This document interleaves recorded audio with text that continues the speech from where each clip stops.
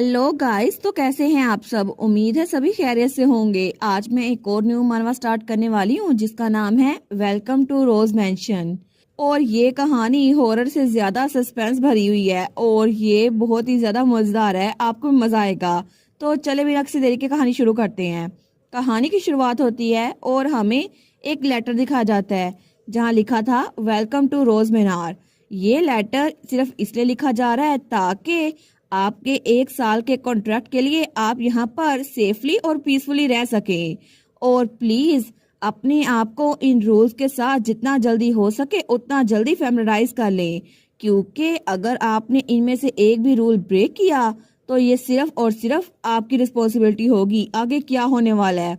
और तभी वहां पर एक लड़की वो थोड़ा पीछे हो रही थी और उसके सामने एक लड़का खड़ा था और तब हवा में वहां पर गुलाब की पत्तियां वो बिखरी हुई थी। तो वो लड़की तो बहुत ज्यादा डरी हुई थी। वो कहती है मिस्टर वॉल्टर।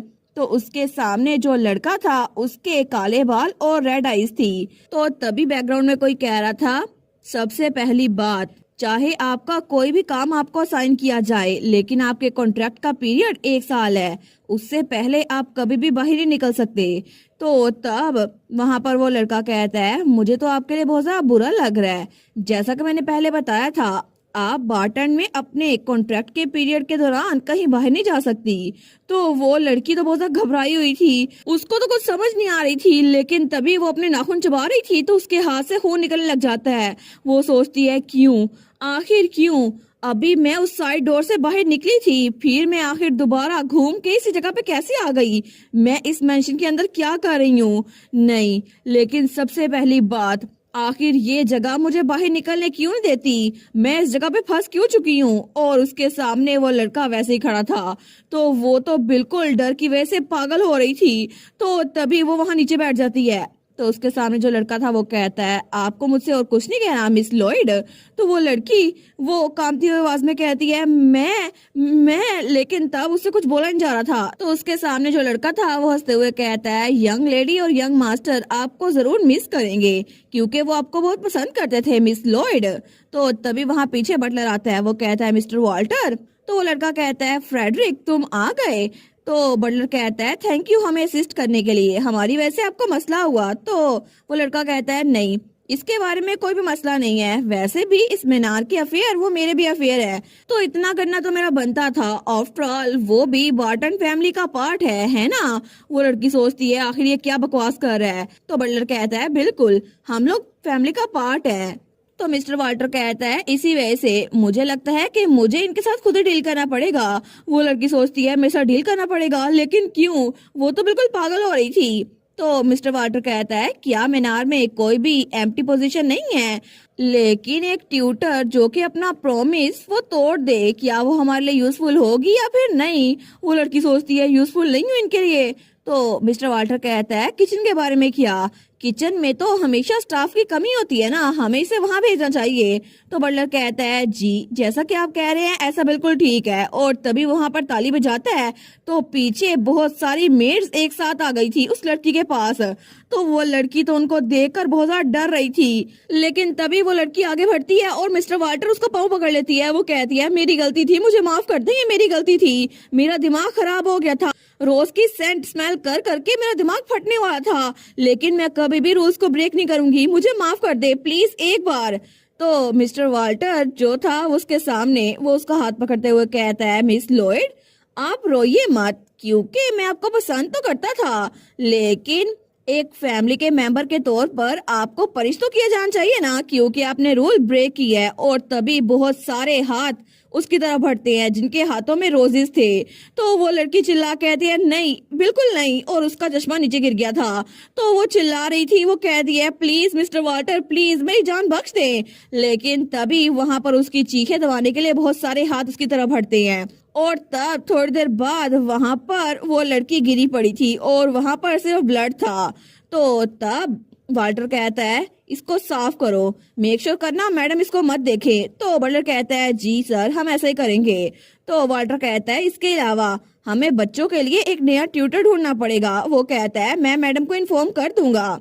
तो तब मिस्टर वाल्टर वो स्माइल करता है, वो कहता है मैं उम्मीद करता हूँ इस बार हमें एक अच्छा फैमिली मेंबर मिले जो हमारे साथ लंबे अरसे तक रह सके। लेकिन तब दूसरी तरफ हमें शहर का सीन दिखाया जाता है जहाँ पर बहुत सारे लोग थे और तब एक लड़की आगे बढ़ रही थी।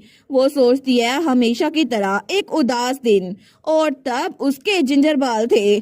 तो तब वो सोचती है मुझे तो ठंड लग रही है, और तब वो लड़की कुछ सामान लेकर जा रही थी। वो सोचती है स्प्रिंग तो आने ही वाली है, लेकिन फिर भी ये ठंडी हवा मुझे तो बहुत ज्यादा बुरी लगती है। मैं भी मुझे कोई मोटा कोट लेना चाहिए था। लेकिन तभी वो ये सोच कर ही अपने आप पे काबू रखती है। वो सोचती है बिल्कुल नहीं, मेरे पास कोट पे पैसे खर्च करने के लिए इतनी रकम नहीं है। वैसे भी हम लोग अगर आज का खाना खा सके तो बस यही अच्छी बात है, और वैसे भी मुझे बस कफायश शायरी करनी होगी ताकि हमारे पैसे जरा जल्दी खत्म ना हो जाए।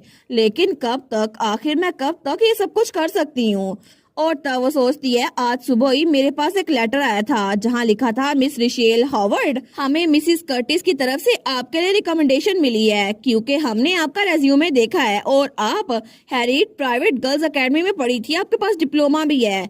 इसी वजह से बार्टन हाउस वो आपको अपने यहाँ दावत देता है कि आप हमारे बच्चों को आके पढ़ाएं, क्योंकि हमें आपकी काबिलियत पे कोई शक नहीं है और हमने इस लेटर के साथ ट्रेन का टिकट और एडवांस पेमेंट भेज दी है। तो प्लीज स्टेशन उतरने के बाद कैरेज के जरिए हमारे मीनार में आ जाइएगा, आपको वहाँ पर सेफली एस्कॉर्ट कर दिया जाएगा बर्टन मीनार। और आगे लिखा था इसके अलावा एक बात नोट कीजिएगा कि 6 बजे के बाद वहाँ मीनार में दाखिला मना है, तो अगर आप लेट हो जाए तो करीबी किसी होटल में रुक जाइएगा और हम आप जैसे एक्सेप्शनल कैंडिडेट को अच्छे से वेलकम करेंगे। Frederick Grant, butler of Burton मीनार।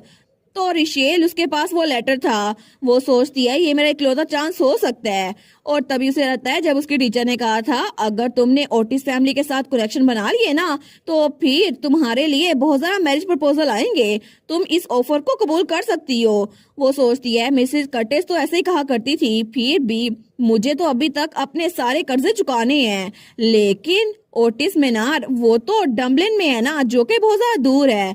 इसका मतलब है कि मुझे एक ट्यूटर बनते हुए अपनी मोम से दूर रहना पड़ेगा। मेरे फादर को गुजरे हुए काफी लंबा अरसा हो गया, तब मैं छोटी थी और मेरी मोम वो रो के कह रही थी क्यों, आखिर तुम हमें छोड़ के क्यों चले गए।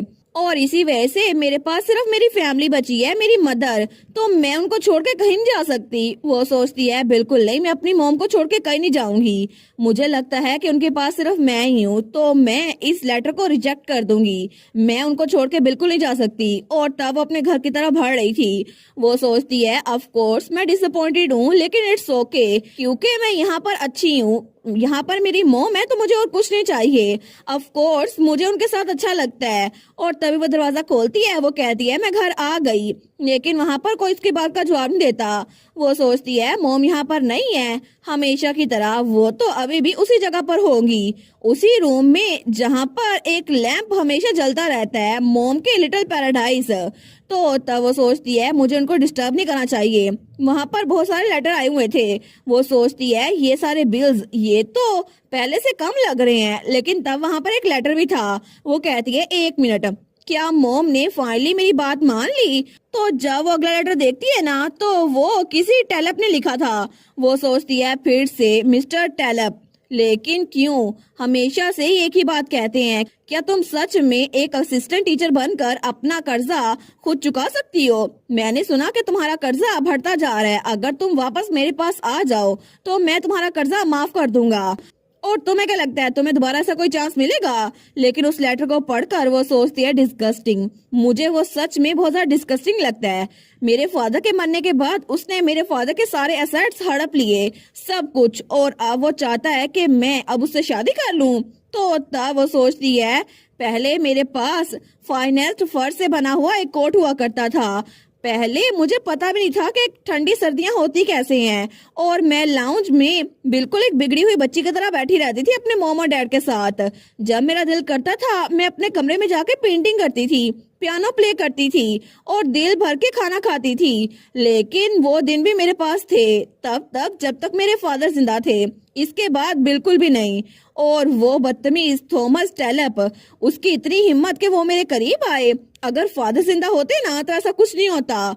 और तब उस लेटर को रखते हुए सोचती है, बिल्कुल अगर फादर जिंदा होते ऐसा कुछ नहीं होता। लेकिन तब उसे कमरे से आवाज आती है, एक भी लेटर नहीं आया। तो किसी और की आवाज थी, नहीं नहीं लेडी जोआना, बिल्कुल भी नहीं।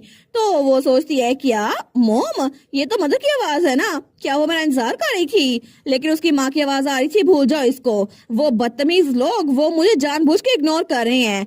और ये ड्रेस, ये सारी उसी की गलती है। आखिर कौन ही पहनेगा ऐसे कलर आज के दिनों में?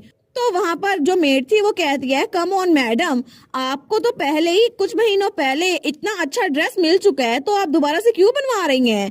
तो हमारी हीरोइन की मॉम कहती है, जुआन क्या तुम सच में इतनी क्लूलेस हो? सोशल फैशन ट्रेंड वो तो रात में बदल जाते हैं, इसी वजह से मैं ये कपड़े बना रही हूँ।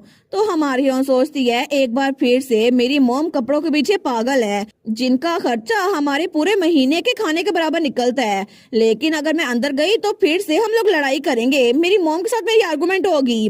तो उसकी मॉम वो अपने नाखून चबाते हुए कहती है, वो बदतमीज वो बूढ़ी औरत, उसने भी इतने जबरदस्त कपड़े पहने थे, लेकिन मैं एक नया ड्रेस नहीं ले सकती, मुझे वो ड्रेस चाहिए। और वैसे भी फैशनेबल लिलियक शेड, ये तो ऑफ कोर्स मुझे चाहिए, पर्पल कलर मेरा फेवरेट है। तो उसकी मेड कहती है, ओ माय डियर मैडम, लेकिन जो सारे पैसे लॉर्ड ओलिफेंट ने भेजे थे वो पहले खत्म हो चुके हैं। तो हमारी हीरोइन की मॉम कहती है, अच्छा तो फिर रिशेल इसका ध्यान रख लेगी। तो हमारी हीरोइन सोचती है, क्या?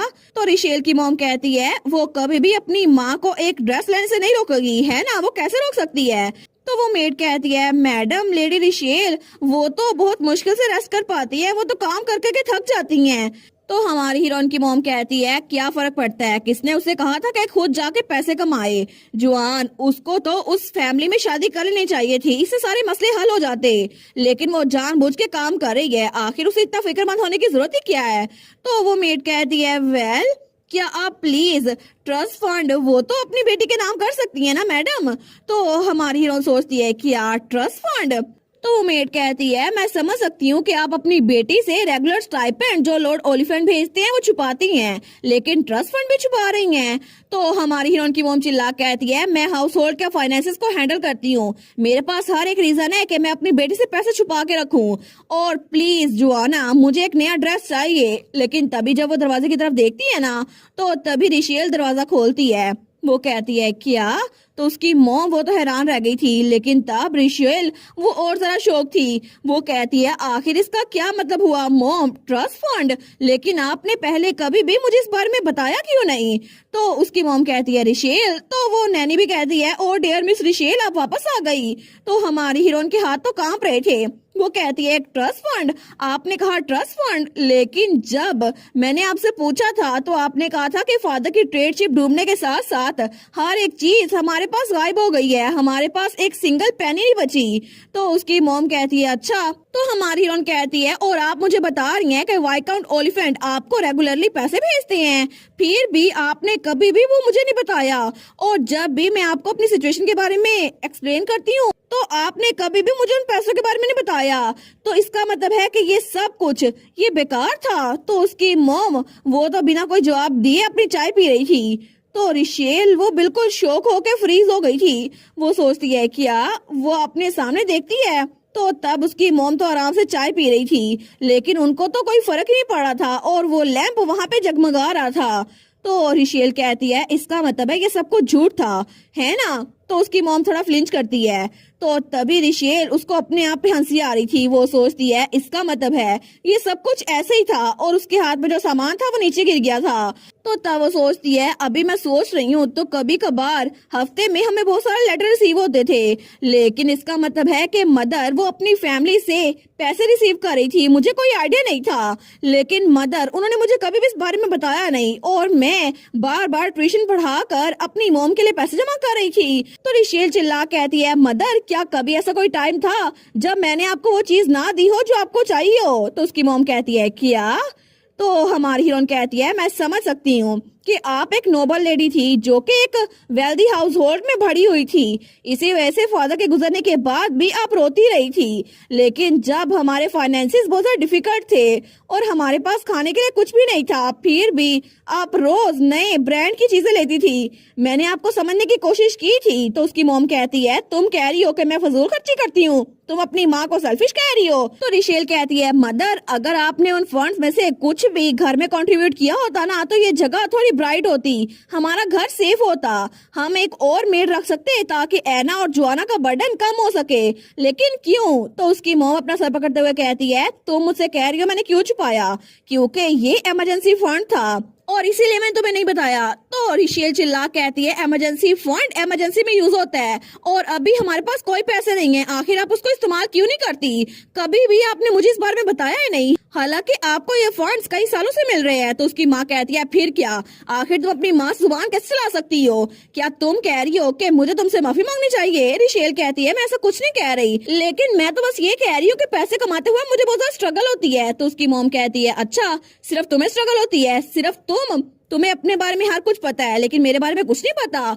मैं इस घर से तंग आ चुकी हूँ, मेरी पर्सनल प्रॉपर्टी वो पैसा मेरी फैमिली भेजती है, तुम्हें नहीं। आखिर तुम्हारी हिम्मत कैसे हुई मुझसे पूछो मैं अपने पैसों को कैसे इस्तेमाल करती हूँ? तो उसकी मॉम बड़ी बेरहम होकर कहती है, अगर तुम मेरी बात पहले ही मान लेती, अगर तुम मिस्टर टोपल से पहले ही शादी कर ली होती, तो ये सब कुछ ना होता, चीजें इजी हो जाती। तो उसकी माँ कहती है, हमें हार्वर्ड स्टेट छोड़ के जाना ही ना पड़ता, लेकिन तुम्हारे इस प्राइड की वजह से हम पे कर्ज चढ़ चुका है। अगर ये सब कुछ वैसे ही हो जाता तो फिर ज्यादा अच्छा होता। तो रिशेल कहती है, क्या आप मुझसे कह रही हैं कि मैं अपने आप को आपसे भी बड़ी उम्र के एक आदमी को बेच दूं मॉम? तो उसकी माँ कहती है, क्या तुम ऐसे क्यों बात कर रही हो? मैं ये सब कुछ तुम्हारे लिए कह रही हूँ रिशेल, ये तुम्हारे लिए है। और उसकी मॉम उसके कंधे पे रखते हुए कहती है, एक लड़की की जिंदगी ऐसे ही होती है, क्योंकि तुम्हें जेंटली रेस किया गया और उसके बाद तुम्हें वेल्दी मैन से शादी करनी थी ताकि तुम्हारी यूथ वो खत्म होने से पहले तुम कुछ कमा सको। तुम्हें सच में समझ नहीं आ रही कि दुनिया कैसे काम करती है। और मैं तुम्हें असल में बता दूं कि लड़की की उम्र वो मैटर नहीं करती, ये पैसा और पावर मैटर करती है। अगर तुमने उससे शादी कर ली होती तो उसकी उम्र का क्या था, उसका पैसा तुम्हारे पास होता। लेकिन रिशेल को ये सब कुछ सुनकर बहुत ज्यादा बुरा लग रहा था। वो सोचती है, इस वक्त मुझे जो इमोशन फील हो रही है ना, वो डर्ट है, वो रिजिग्नेशन है। लेकिन आखिर क्या फायदा ये सब कुछ कहने का? मेरी मदर वो आखिर में मुझे ब्लेम करेंगी और आखिर में वो रोएंगी कि उनकी जिंदगी कितनी मुश्किल है। लेकिन इस सब में मेरा क्या कसूर? लेकिन तब वो तो जैसे पानी में डूब रही थी। वो सोचती है, मेरे पास कुछ नहीं बचा, मैं अब कुछ नहीं कर सकती, मेरी मॉम वो ही मेरे खिलाफ हो गई है, मैं इस सबसे थक चुकी हूँ, मुझे ये जगह छोड़ के जानी है। और तब उस बेचारी की बस हो गई थी। वो सोचती है, बिल्कुल मेरे पास ये लेटर है, मैं ये कर सकती हूँ। तो तभी वो अपनी मॉम को थोड़ा पीछे करते हुए कहती है, बिल्कुल नहीं, मैं इस जगह को छोड़ के जा रही हूँ मॉम। तो उसकी माँ कहती है, क्या तुमने क्या बोला? हमारी रिशेल कहती है, मैं आपको छोड़ रही हूँ मदर। उसकी माँ कहती है, छोड़ रही हूँ? क्या मतलब, तुम कहाँ जा रही हो? रिशेल मैं समझ गई, क्या तुम फिर से अपने स्कूल भाग रही हो क्योंकि मैंने तुम्हें कुछ हार्श वर्ड्स बोल दिए? ऐसा तो नहीं है कि तुम्हें वहां पर मजा आएगा, वैसे भी मुझे कभी भी तुम्हें बोर्डिंग स्कूल भेजना नहीं चाहिए था, तुम तो बहुत ज्यादा बिगड़ गई हो। तो रिशेल वो उसकी कोई बात का जवाब नहीं देती। तो तब उसकी मॉम वो दरवाजे के पास आकर कहती है, तुम्हारी माँ तुमसे बात कर रही है, तुम कहाँ जा रही हो रिशेल? लेकिन रिशेल अपने कमरे में चली गई थी और वो सोचती है, बिल्कुल मुझे ये जगह छोड़नी होगी, मुझे बार्टन जाना ही होगा, एक बार मेरे सारे कर्जे वो खत्म हो जाए ना तो फिर मेरे पास कुछ नहीं बचा होगा। मैं यहाँ से जा सकती हूँ ताकि मेरी मॉम वो मुझको बोझ ना समझे। और वैसे भी उनके पास काफी ज्यादा पैसे हैं, मैं भी कुछ भेज दिया करूंगी, उनको मेरी जरूरत बिल्कुल नहीं है। लेकिन अगर मैं यहाँ से भाग गई तो क्या सच में मैं यहाँ से भाग सकती हूँ? तभी वहां पर एक और मेड आती है। वो कहती है, मिस। तो रिशेल वहां पर देखती है तो वो मेड कहती है, क्या आप बहुत ज्यादा दूर जा रही हैं? तो रिशेल बहुत ज्यादा सैड थी। वो उसको देखती है तो वो मेड रो रही थी। वो कहती है, लिटिल क्राई बेबी, तुम फिर से रोना शुरू हो गई, लेकिन मैं ज्यादा दूर नहीं जा रही। तो वो मेड कहती है, लेकिन आप वापस तो आएंगी है ना? तो रिशेल कहती है, आई सपोज नहीं। वो कहती है, लेकिन मिस क्या सच में आप वापस नहीं आएंगी? तो रिशेल उसकी तरफ हाथ बढ़ाती है और उसको गले लगा लेती है। वो कहती है, तुम रो मत, बिल्कुल भी फिक्र मत करो, तुम मेरी बहुत अच्छी दोस्त हो। तो वो मेड भी उसको गले लगाती है। वो कहती है मैंने हमेशा उम्मीद की थी कि आप मैडम की साइड छोड़ के चली जाएंगी और अपनी हैप्पीनेस ढूंढेंगी और आपको फिक्र करने की जरूरत नहीं है, मैं मैडम का ख्याल रखूंगी, लेकिन आप मुझे लेटर्स भेजती रहिएगा, ठीक है। रिशेल कहती है थैंक यू। वो सोचती है मैंने इसको बता दिया कि मैं हर महीने इसको लेटर भेजा करूंगी, इसके अलावा कुछ पैसे भी और इसकी वेजेस भी और लेटर भी, लेकिन मैंने इससे कहा कि वो पैसे मेरी मोम को ना दिया करे और ना ही नैनी को, ये पैसे खुद संभाल के रखे। तो उसने कहा था जी मैं प्रॉमिस करती हूँ, और उसके बाद उसकी मेड उसको बाय कर रही थी। लेकिन जैसे वो अपने घर से बाहर कदम रखती है ना, वो सोचती है फ्रंट गेट, यहाँ पर तो दरवाजे को तेल लगाने वाला है क्योंकि ये बहुत आवाज कर रहा है, लेकिन खैर मैं ये घर छोड़ के जा रही हूँ। और तभी वो पीछे मुड़ के देखती है तो खिड़की में उसकी मोम बैठी हुई थी जिसका उसकी तरह मुंह नहीं था। लेकिन वो सोचती है मुझे लगता है कि मैं ये जगह छोड़ के जा सकती हूँ, बिल्कुल, क्योंकि अब एक नई जगह पर मैं नीटली हर एक काम करूंगी और वैसे भी मुझे अपने कर्जे भी चुकाने हैं। जब मेरे पास बहुत सारा पैसा आ जाएगा ना तो मैं मिस्टर टेलब के पास जाऊंगी और वो पैसे उनके मुंह पे फेंकूंगी। और तब वो ट्रेन में बैठ गई थी तो वो सोचती है मिस्टर कर्टिस से मिलना तो मेरी लाइफ को बचाने के काबिल था, है ना, क्योंकि उन्होंने मुझे ये जॉब रिकमेंड की है। और तब वो थोड़ी खुश थी। वो सोचती है मुझे पता नहीं था कि आखिर में फ्रीडम होती क्या है, लेकिन फाइनली मैं उस जगह से निकल आई। तो तब वहाँ थोड़ी शॉपिंग भी कर रही थी तो वो औरत कहती है आप बर्टन की गैस है ना, तो हमारन कहती है बिल्कुल।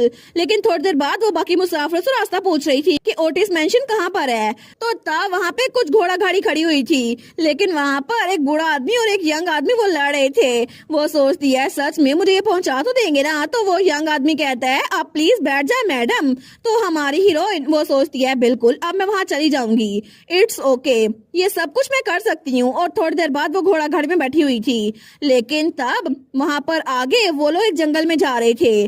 वो सोचती है बिल्कुल क्योंकि मैं वो करूंगी जिसमें मैं अच्छी हूँ, पढ़ाने में, बिल्कुल इसी तरह मेरे पास पैसे आएंगे और मैं अपनी आजादी हासिल करके रहूंगी। और तब जब वो बग्गी में बैठी थी ना तो वो अपनी दोस्त का लेटर खोलती है जहाँ लिखा था मैंने सुना रिशेल मिस्टर कर्टिस ने तुम्हें एक ट्यूटर की पोजीशन असाइन की है और इसके अलावा ये कोई और जगह नहीं ओटिस स्टेट है। मिसेस कर्टिस वो तो तुम्हारी बहुत ज्यादा शौकीन है, जब भी वो मुझे लेटर लिखती है तुम्हारी तारीफ करती हैं और इसके अलावा ओटिस फैमिली तुम्हें खुले दिल से अपनाएगी। लेकिन आगे उसकी दोस्त ने लिखा था फिर भी रिशेल मैं विश कर रही थी कि तुम उस जगह पे ना जाती। मुझे पता है कि वो फैमिली बहुत ज्यादा अमीर है, लेकिन मुझे इसके बारे में बैड फीलिंग आ रही है। ऐसा लगता है कि वो फैमिली वो पिछले 10 सालों से आउटर सोसाइटी में आई नहीं है और उस फैमिली के बारे में पिछले 10 सालों में किसी को नहीं पता। लेकिन मैंने तो ये भी सुना था कि वहाँ का एल्डेस्ट सन उसकी कमिंग ऑफ एज सेरेमनी आने वाली है, लेकिन उसने 8 साल की उम्र से लेकर अब तक 10 साल हो चुके हैं अपना चेहरा दिखाया ही नहीं है, लेकिन वो तुमसे थोड़ा सा छोटा होगा कुछ महीने। और तब हमारी हीरोइन बग्गी में आगे जा रही थी तो आगे लिखा हुआ था फिर भी उनके बारे में कुछ रूमर्स फैली हुई हैं, मुझे अच्छे से याद तो नहीं है, लेकिन एनीवेज मैं उम्मीद करती हूँ कि तुम वहाँ पर अच्छे से रहोगी और अपनी स्प्रिंग वहाँ पर एंजॉय करना और मुझे लेटर लिखती रहना। लेकिन तब वो बग्गी आगे बढ़ी जा रही थी और वहाँ पे बहुत सारे पेड़ थे। तो उसकी दोस्त ने लिखा था मैं उम्मीद करती हूँ कि जब मैं टम्बलिन को विजिट करूंगी ना तुम वापस आ जाओगी छुट्टियों में। और आखिर में लिखा था मैं हमेशा तुम्हारे बारे में लव और कंसर्न से सोचती हूँ मार्गरेट चेस्टर। तो वो कोचवान कहता है ये आप पहली बार ब्लैक फॉरेस्ट में आ रही हैं है ना मिस। हमारी सोचती है क्या ये थोड़ी देर के लिए रुक गया और ये प्रे कर रहा है, लेकिन आखिर ये प्रे क्यों कर रहा है, ये कोई अजीब सा इंसान तो नहीं है। तो तब वो कोचवान कहता है ठीक है मेरी बात जरा दिमाग में रखिएगा। वो सोचती है दिमाग में ऐसी क्या बात है। तो वो कोचवान कहता है जब तक हम ब्लैक फॉरेस्ट से बाहर नहीं निकल जाते ना आपको कोई आवाज बिल्कुल नहीं करनी, अगर पॉसिबल हो सका तो जितनी आहिस्ता हो सके उतनी आहिस्ता सांस भी लीजिएगा। तो रिशेल कहती है क्या तुम क्या बात कर रहे हो। वो कहता है जब हम वहाँ पर एंटर होंगे ना आप समझ जाएंगी, जब आप देखेंगे आपको पता चल जाएगा, तो चले चलते हैं। वो सोचती है क्या ये जानवरों की वजह से है या फिर कोई लोकल सुपरस्टिशन है ना, लेकिन मुझे इस बात की समझ तो नहीं आ रही, फिर भी मैं अपना मुंह बंद रखूंगी, वैसे भी इतना मुश्किल नहीं है। और तब वो घोड़ा गाड़ी आगे जा रही थी। वो सोचती है बस मुझे चुप्पी तो रहना होगा, लेकिन तभी वहाँ का माहौल बड़ा क्रीपी सा हो गया था और पेड़ बहुत ही ज्यादा क्रीपी लग रहे थे। लेकिन जैसे जैसे वो घोड़ा गाड़ी आगे बढ़ रही थी ना वहाँ बिल्कुल अंधेरा बढ़ रहा था।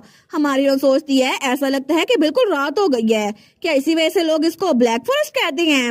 लेकिन तभी वहाँ पर हमारी हीरोइन को कुछ एहसास होता है जैसे कोई चीज उसको बहुत करीब से देख रही है। वो सोचती है क्या आखिर ये क्या है? मुझे किसी की नजर महसूस हो रही है। ऐसा लगता है कि पेड़ों के दरमियान कोई मुझे देख रहा है। नहीं नहीं नहीं, ऐसा लगता है कि राइट से, बिल्कुल ऊपर से, नीचे से, दाएं से, बाएं से, हर कहीं से कोई मुझे देख रहा है। वो तो बहुत ज्यादा घबरा गई थी, लेकिन वो बिल्कुल भी सांस भी नहीं लेती। उसकी सांस लेने की भी आवाज नहीं आ रही थी। वो सोचती है बस जल्दी से मुझे इस जगह से बाहर निकलना है, ये तो बहुत ही ज्यादा डरावना है। तो थोड़ी देर बाद वो कोचवान कहता है अब ठीक है मिस, आप सांस ले सकती हैं और अब आप कोई भी आवाज कर सकती हैं। तो तब वो गहरे गहरे सांस ले रही थी। तो वो कोचवान कहता है कि आप ठीक है मिस, मुझे माफ कीजिएगा, हम लोग तो अभी पहुंच चुके हैं, आप रिलैक्स कर सकती हैं। तो हमारी उन कहती है जी बिल्कुल। वो सोचती है क्या मैंने अपनी जिंदगी का सबसे बुरा डिसीजन तो नहीं ले लिया, लेकिन तब बेचारी की हालत टाइट हो गई थी।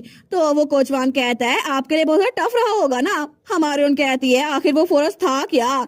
तो वो कोचवान कहता है किसे पता, मुझे तो खुद भी नहीं पता। मेरी ग्रैंडमा क्या करती थी कि यहाँ पर एक डीमर रहा करता था, इसी वजह से। वो सोचती है डर तो इसको भी लग रहा है, लेकिन ये हंस रहा है जैसे कुछ भी नहीं हुआ। तो वो कहता है लेकिन जब भी मैं इस फॉरेस्ट से गुजरता हूँ ना तो मुझे भी डर लगता है, लेकिन जब तक आप कुछ रूल्स को फॉलो करेंगी ना तो आपको कुछ भी नहीं होगा, फिक्र करने की कोई जरूरत नहीं है। तो रिशेल कहती है रूल्स? वो कहता है जी बिल्कुल सिंपल रूल्स है। सबसे पहला रूल है कि आपको सनडाउन के बाद फॉरेस्ट में एंटर नहीं होना। दूसरे नंबर पर आपको कोई भी आवाज बिल्कुल नहीं करनी। तीसरे नंबर पर आपको सिर्फ बनाए हुए रास्ते से गुजरना है, उसके अलावा कहीं से नहीं। बस आपको ये 3 रोज दिमाग में रखनी होगी और इससे कोई मसला नहीं होगा। और तब वो गुनगुना रहा था। तो हमारे उन सोचती है अच्छा, मुझे लगा था जब मैं कैरेज में बैठी हूँ तो मैं बड़ी कॉन्फिडेंट थी, लेकिन अब जब मैं बार्टन मीनार में पहुँचने वाली हूँ तो मुझे डर लग रहा है। पता नहीं ये फ्रीडम क्या ये कुछ ज्यादा नहीं हो जाएगी? क्या ये मेरे लिए कुछ ज्यादा नहीं था? तो तब वो कोचवान कहता है फिर भी अपना सर उठाए मिस, क्योंकि हम लोग पहुंच चुके हैं। तो हमारी हीरोइन वहां मुड़ के देखती है तो उसकी ग्रीन आईज उस जगह को देखकर चमक रही थी और वहाँ हवा में गुलाब की पत्तियां वो उड़ रही थी। वो कहता है बार्टन मीनार आ चुका है और तब कोचवान वहाँ पर बग्गी रोकता है, लेकिन वहाँ पर जो मेंशन था वो बहुत ही ज्यादा बड़ा था और उसके इर्द गिर्द हर तरफ रोजेस ही रोजेस थे। वो कहती है ओ माय गुडनेस, ये तो बहुत ही ज्यादा खूबसूरत है। आखिर एक जगह पर जहाँ पर स्प्रिंग भी ना आई हो इतने सारे रोजेस कैसे हो सकती है? लेकिन तभी वो बग्गी से नीचे उतरती है। वो सोचती है अच्छा तो ये है ओटिस मेंशन, लेकिन फाइनली मैं यहाँ पर पहुंच ही गई। तो तभी वहाँ पर कोई उसकी तरफ हाथ बढ़ाता है। वो कहता है वेलकम मिस हार्वर्ड, मैं हूँ फ्रेडरिक ग्रांट जो कि इस बार्टन मीनार का बटलर है और मैं आपको वेलकम करता हूँ। हमारा कहती है थैंक यू सो मच इतने वार्म वेलकम के लिए मिस्टर ग्रांट। वो कहता है मैं आपको लेडी ऑफ द हाउस तक ले जाता हूँ। वो कहती है प्लीज, लेकिन तब वो कोचवान को बाय कर रही थी और कोचवान वहाँ से निकल गया था, लेकिन तब वो उस बटलर के पीछे पीछे चल रही थी। वो सोचती है ये मीनार तो बहुत ज्यादा खूबसूरत है, लेकिन यहाँ पर थोड़ा अजीब लग रहा है मुझे। और तभी जब वो वहाँ से गुजर रही थी ना तो वहाँ उस मैंशन की ऊपर वाली मंजिल पर जैसे कोई खड़ा था और वो उसी को घूर के देख रहा था। तो तभी हमारी हीरोइन को भी कुछ एहसास होता है जैसे कोई उसको घूर के देख रहा है। तो तब वो ऊपर देखती है तो बटलर कहता है क्या कुछ गलत हुआ है? तो हमारी हीरोइन कहती है नहीं नहीं कुछ भी नहीं। वो सोचती है आखिर ये था क्या? ये तो बिल्कुल ऐसा था जैसा मैंने फॉरेस्ट में देखा था, लेकिन आखिर वो कौन था? तो तब वो सोचती है शायद मैं थोड़ी ज्यादा टेंस हो गई हूँ, लेकिन मुझे डरना नहीं चाहिए। आखिर जो कुछ मर्जी हो जाए मुझे अपना पार्ट प्ले करना ही होगा। तो वो बटलर कहता है मैडम मिस हार्वर्ड पहुंच चुकी हैं। तो अंदर से आवाज आई थी अंदर आ जाओ। तो हमारी हीरोइन अपनी कैप उतारती है। वो सोचती है ठीक है मेरी अपीयरेंस इतनी बुरी भी नहीं है, ना ही ज्यादा फ्लैशी ना ही ज्यादा शैबी, तो मुझे अपने फेस पे स्माइल रखनी होगी। लेकिन जैसे वो सामने देखती है ना तो उसकी स्माइल गायब हो गई थी और वहां पर एक बहुत बड़ी पेंटिंग लगी हुई थी एक लड़की की, लेकिन उस पेंटिंग के सामने एक लड़की बैठी हुई थी। वो सोचती है ये औरत क्या असल में यही है लेडी ओटिस?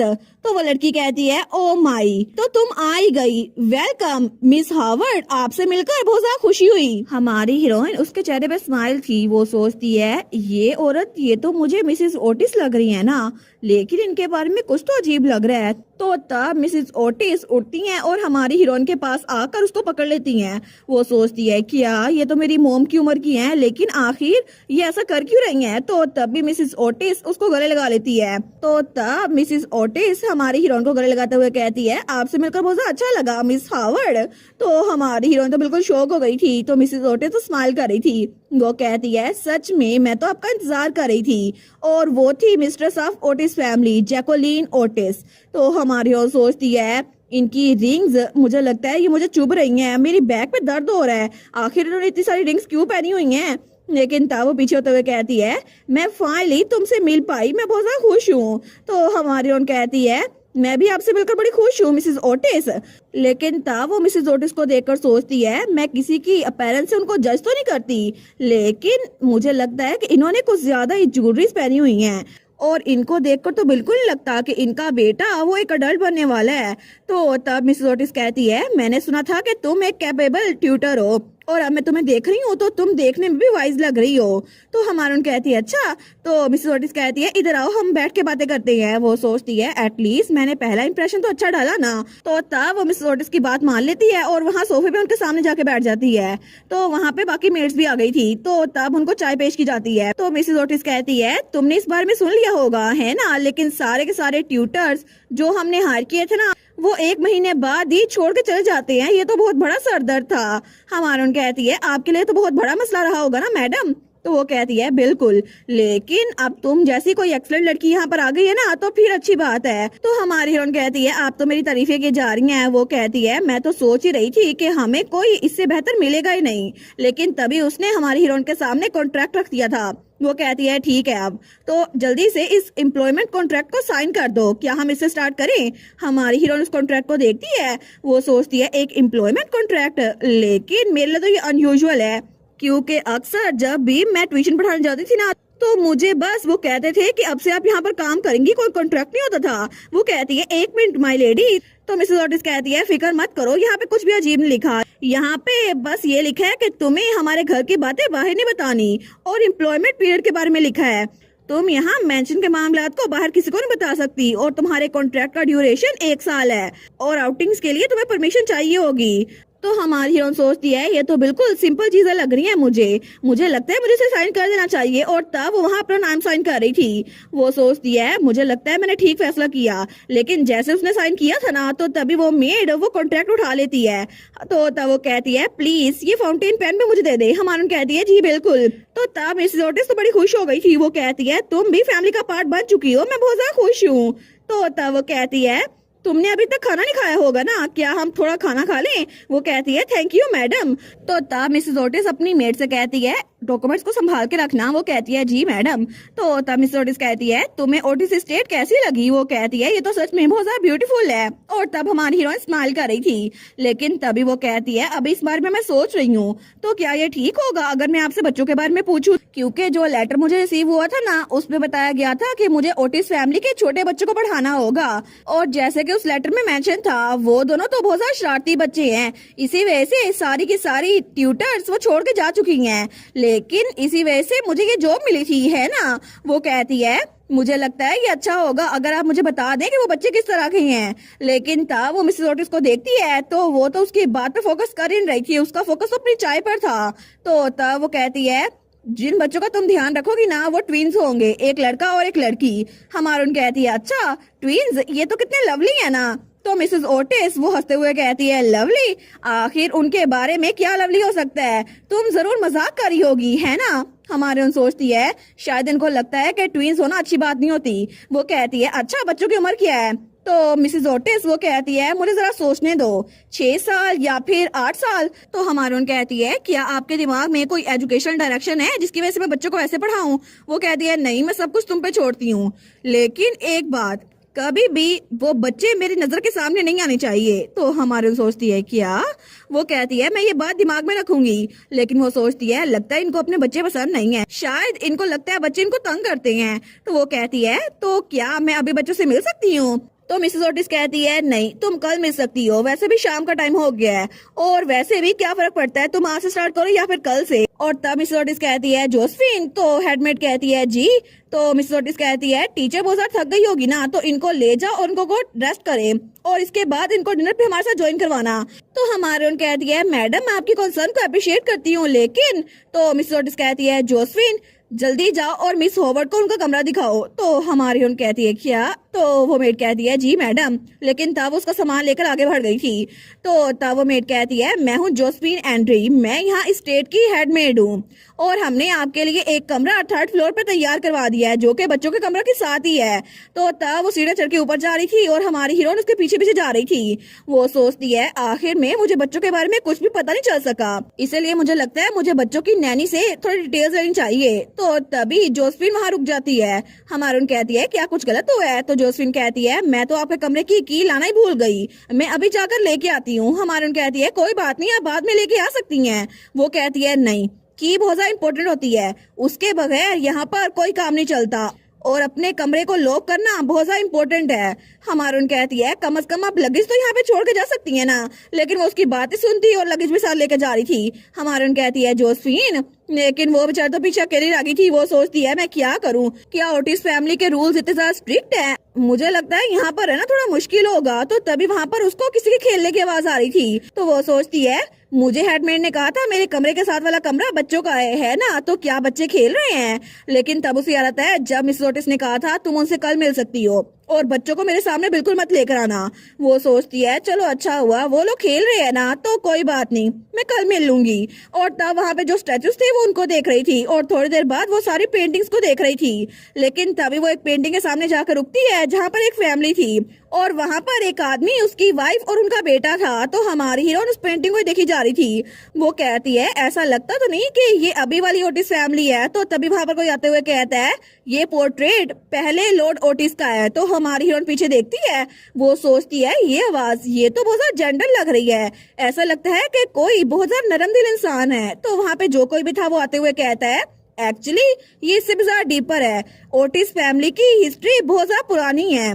तो हमारी हीरोइन खामोश होकर उसकी बात सुन रही थी। तो वो लड़का वहां आते हुए कहता है लेकिन जनरली नील ओटिस वो सबसे पहले ओटिस माने जाते हैं जिन्होंने इस फैमिली की बुनियाद रखी थी। उन्होंने बार्टन को खरीदा जो कि असल में काउंट सिल्वेस्टर की प्रॉपर्टी थी और उसके बाद उन्होंने ओटिस स्टेट बना दी। लेकिन तब आगे बढ़ते हुए कहता है ये पेंटिंग जो तुम देख रही हो ना ये नील ओटिस की है। और तब वो हमारी हीरोइन के बिल्कुल सामने आ गया था। वो कहता है आप जरूर मिस हॉवर्ड होंगी ना, नई टीचर। तो हमारी हीरोइन उसको देखती है। वो कहती है आपको पहले से पता है मैं कौन हूँ? तो वो कहता है जी बिल्कुल, मैं आपको जानता हूँ। तो तब उसकी तरफ हाथ बढ़ाते हुए कहता है मैं ओटिस फैमिली के सबसे बड़े बेटे का टीचर हूँ और मेरा नाम है रोजर्स वाल्टर। और तब हमें उस लड़के का फेस दिखा जाता है और ये वही लड़का था जो स्टोरी के स्टार्ट में उस पुरानी टीचर के साथ था।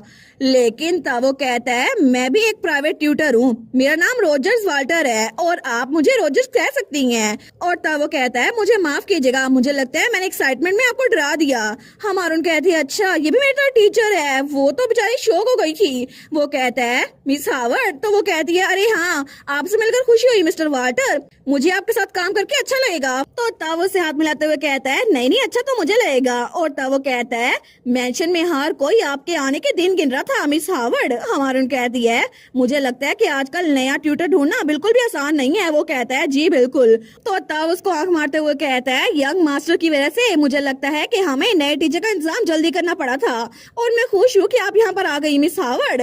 तो हमारे सोचती है यंग मास्टर की वजह से, लेकिन तब वो स्माइल कर रही थी। तो तब वो कहता है फिर भी मैं ये कहना चाहूंगा कि यहाँ पर सबसे ज्यादा इंतजार आपका मुझे ही था।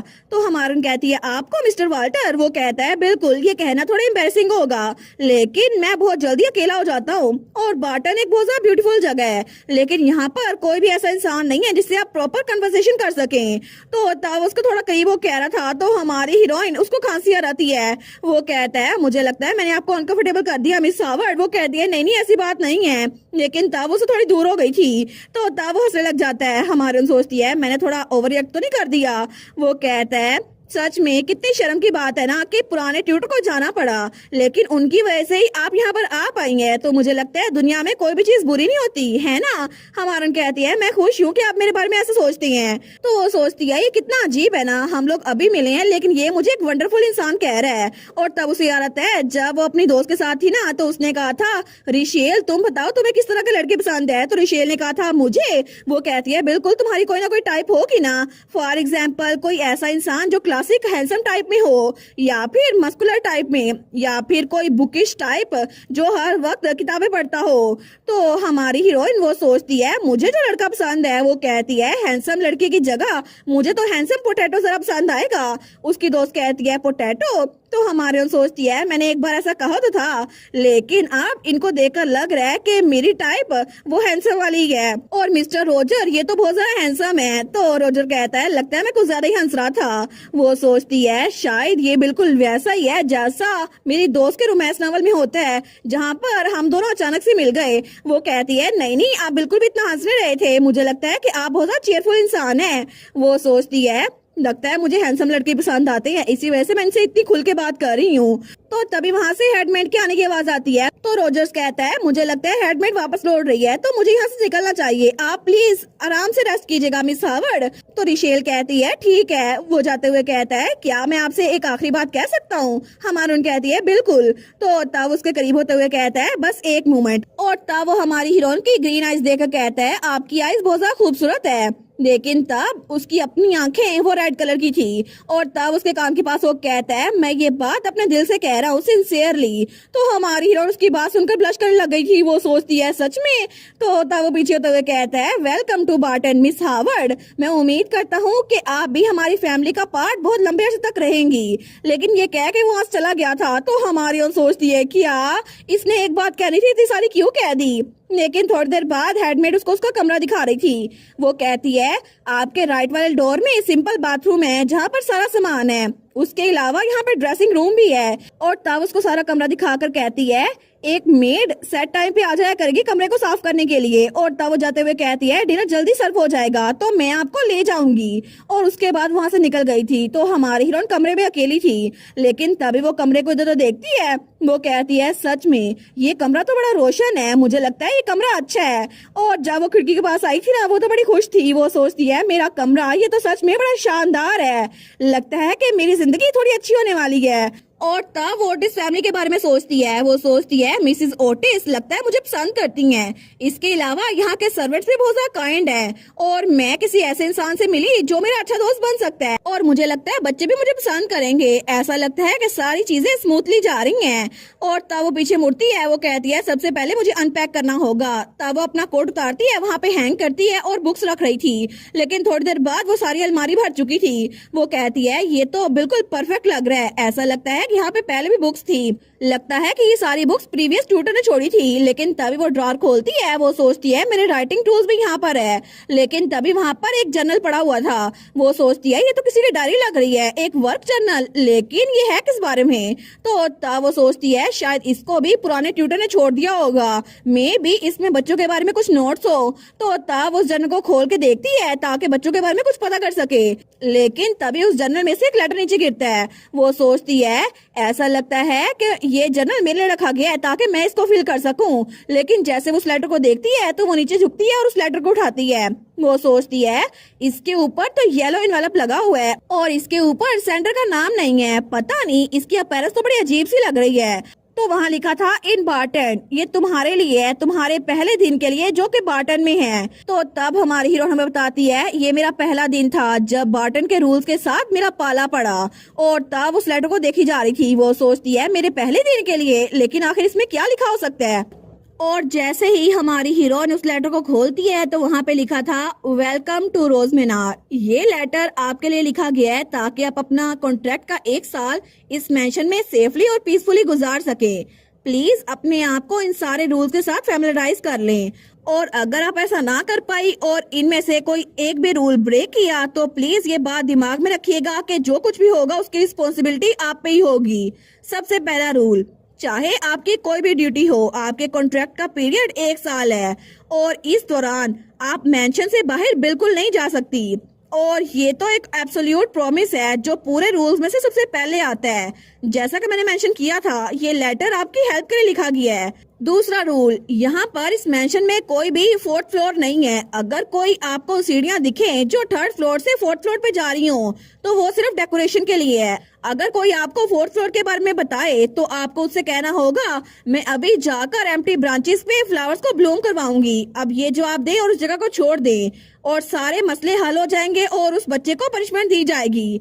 तीसरा रूल, सारे के सारे एम्प्लॉयज जो मेंशन में है ना, उनके पास अपने अपने बेडरूम्स है। इसी वजह से किसी और के बेडरूम में जाना सख्ती से मना है। लेकिन अगर कोई आपके कितना भी क्लोज क्यों ना हो आपको अपने कमरे में इनवाइट करे तो उसी वक्त आप मना कर दें और अपनी आंखें उससे हटाए बगैर अपने बेडरूम में लौटें और 3 बार दरवाजा खोल के बंद करें। इसकी वजह से वो दोबारा आपको इनविटेशन का नहीं बोलेगा। चौथा रूल, अपना सारा का सारा काम आधी रात से पहले खत्म करके अपने कमरे में जाएं और अपने कमरे का दरवाजा अंदर से बंद कर लें और सनराइज से पहले अपने कमरे से बाहर ना निकलिएगा। कभी कभार आपको अपने कमरे के बाहर बहुत ज्यादा अजीबो गरीब आवाज सुनने को मिलेंगी, लेकिन ना आपको दरवाजा खोलना है और ना ही आपको बाहर जाके देखना है, क्योंकि मिडनाइट से लेकर सनराइज तक ये उनका टाइम है। और अगर आपको आधी रात के बाद अपने कमरे से बाहर निकलना ही पड़े तो जाके फायर को ढूंढे। अगर पॉसिबल हो सके तो फायर लेकर अपने कमरे में आइएगा और इस दौरान आपने जो कुछ भी सुना हो ना उसको भूल जाइएगा। 5वां रूल, खाने का टाइम दिन में 3 बार आता है और उसके लिए एक जगह और टाइम फिक्स है। आपको इन्फॉर्म कर दिया जाएगा आपके पहले दिन, तो उस रूल को ब्रेक मत कीजिएगा। और अपने खाने के टाइम के अलावा मेंशन में कोई भी चीज खाना मना है और वो स्मेल ऑफ फूड के साथ बहुत ज्यादा सेंसिटिव है, स्पेशली बाहर के खाने के साथ। उसको मीट डिशेस बहुत ज्यादा पसंद है और कभी भी मीट की शॉर्टेज नहीं होती। 6वां रूल, किचन स्पेशली शेफ की जगह है, वहाँ पर किसी और को जाना अलाउ नहीं है। शेफ की पावर एब्सोल्यूट है और कोई उसको डिफाई नहीं कर सकता। आप कभी भी किसी भी हालात में किचन मत जाइएगा। 7वां रूल, आपको इस मेंशन में हर जगह रोजेस मिलेंगे और ये अजीब नहीं है कि मेंशन में हर जगह रोजेस की स्मेल फैली होगी और कभी कभार तो आपको वहाँ मेड्स और सर्वेंट के अंदर भी रोजेस की स्मेल सूंघने को मिलेगी। ऑफ कोर्स वो चाहेंगे कि उनमें कोई स्मेल ना हो, लेकिन वो ऐसा कुछ नहीं कर सकते शायद। 8वां रूल, नए मेंबर्स के लिए बाटन में एक मैप प्रोवाइड किया गया है और आप मैप में देख सकती हैं यहाँ पर 5 गार्डन है। आप पहले, दूसरे, तीसरे और चौथे गार्डन में जा सकती हैं, लेकिन 5वें गार्डन में जाना सख्ती से मना है क्योंकि वहाँ पर एक वाल है और अगर आपको उस वाल के इर्द गिर्द कोई भी आवाज सुनाई दे तो आपको सरप्राइज होने की जरूरत नहीं है। 9वां रूल, आपको किसी भी रोज को केयरलेसली टच नहीं करना और कभी भी अपने कमरे में कोई भी रोज मत रखिएगा। मेंशन तो रोज से भरा हुआ है, लेकिन आपका बेडरूम वो एक एक्सेप्शन है। अगर आपको अपने बेडरूम में कोई रोज मिले तो फिर आपको इन इंस्ट्रक्शंस को फॉलो करना पड़ेगा। अगर वो रोज रेड से ज्यादा व्हाइट है तो फिर ठीक है, जल्दी से उसको एक व्हाइट कपड़े में लपेटे ताकि कोई इसको देख ना सके और उसको चुप करके मेंशन से बाहर ले जाएं और मेंशन में वापस आने से पहले उसको जला दें और अपने कमरे में किसी के देखे बगैर वापस आ जाए। लेकिन अगर आपके कमरे में जो रोज मिला है वो व्हाइट से ज्यादा रेड है तो फिर हम आपके लिए कुछ नहीं कर सकते। उस रोज को अपने बेड साइड पे छोड़ दें और हम आपके लिए इसके अलावा कुछ नहीं कर सकते, क्योंकि अगर आपको एडवाइस फॉलो करनी है तो रूल नंबर 4 याद करना पड़ेगा, क्योंकि लक अगर आपके साथ हुआ तो आप अपने आप को नहीं खोएंगी। और 10वां रूल, आपको इस फैमिली के फर्स्ट बोर्न की तरफ कोई तवज्जो नहीं देनी। अगर वो आपसे बात करने की कोशिश करे या आपसे कोई रिक्वेस्ट करे तो उसको इग्नोर कर दें। फर्स्ट बोर्न के बारे में हर एक चीज उसका ट्यूटर हैंडल करता है, आपको उससे कोई बात नहीं करनी। 11वां रूल, ये मेंशन नए सर्वेंट्स को रखता नहीं है, लेकिन पुराने सर्वेंट्स वो नए फैमिली मेंबर को तंग करने का कोई ना कोई रास्ता ढूंढ लेते हैं। अगर आप अकेली हैं और वो आपसे कुछ अजीब कहते हैं या आपको बुलाने की कोशिश करते हैं तो आपको ऐसे करना होगा जैसे आपने कुछ नहीं देखा और उस जगह को छोड़ के चले जाना है। 12वां रूल, प्लीज हर एक चीज पे डाउट करें, हालांकि इस लेटर पे भी। 13वां रूल, आपको हमेशा सबसे स्माइल करके ग्रीट करना है, हमेशा अपने चेहरे पे स्माइल रखनी है, हर बार हर किसी को स्माइल करके ग्रीट करना है। और एक बार आपके कॉन्ट्रैक्ट का पीरियड खत्म हो गया तो आपको बिल्कुल ऐसे एक्ट करना है जैसे आपने कुछ भी सुना ना हो और ऐसे जैसे आपने कभी कुछ देखा ना हो, और आपको अपनी ड्यूटीज को पूरा करना है और बिना किसी क्यूरियोसिटी या क्वेश्चन के इसको पूरा करना है। आखिरी रूल, अगर आपको इस लेटर के कंटेंट की समझ आ गई है तो जितना जल्दी हो सके उतना जल्दी इस लेटर को जला दें, क्योंकि फायर वो हर एक चीज को नथिंग में बदल देती है। इसी वजह से हम आपको बता रहे हैं, कभी भी इस लेटर के कंटेंट्स को कहीं और कॉपी करने की या रखने की कोशिश मत कीजिएगा। आप उनकी आंखों से एक दिन के लिए बच सकती हैं और ये लेटर ये उनके हिसाब से एग्जिस्ट करता ही नहीं है। और हम आपको एक सेफ और प्लेजेंट ईयर विश करते हैं। आप बार बार रूल को इग्नोर कर सकती हैं जैसे ये ऑथर की कोई मिस्टेक हो, लेकिन ये सारे के सारे रूल उस लेटर के अंदर बंद थे। तो हमारी हीरोइन उस लेटर को देखती है, वो सोचती है क्या आखिर ये है क्या, इतने सारे रूल्स, लेकिन ये है क्या ये कोई प्रैंक है, लेकिन ये प्रैंक किसने किया होगा। वो सोचती है नहीं, मुझे इसके बारे में फिक्र करने की कोई जरूरत नहीं है, जरूर ये भी प्रीवियस ट्यूटर ने किया होगा, है ना।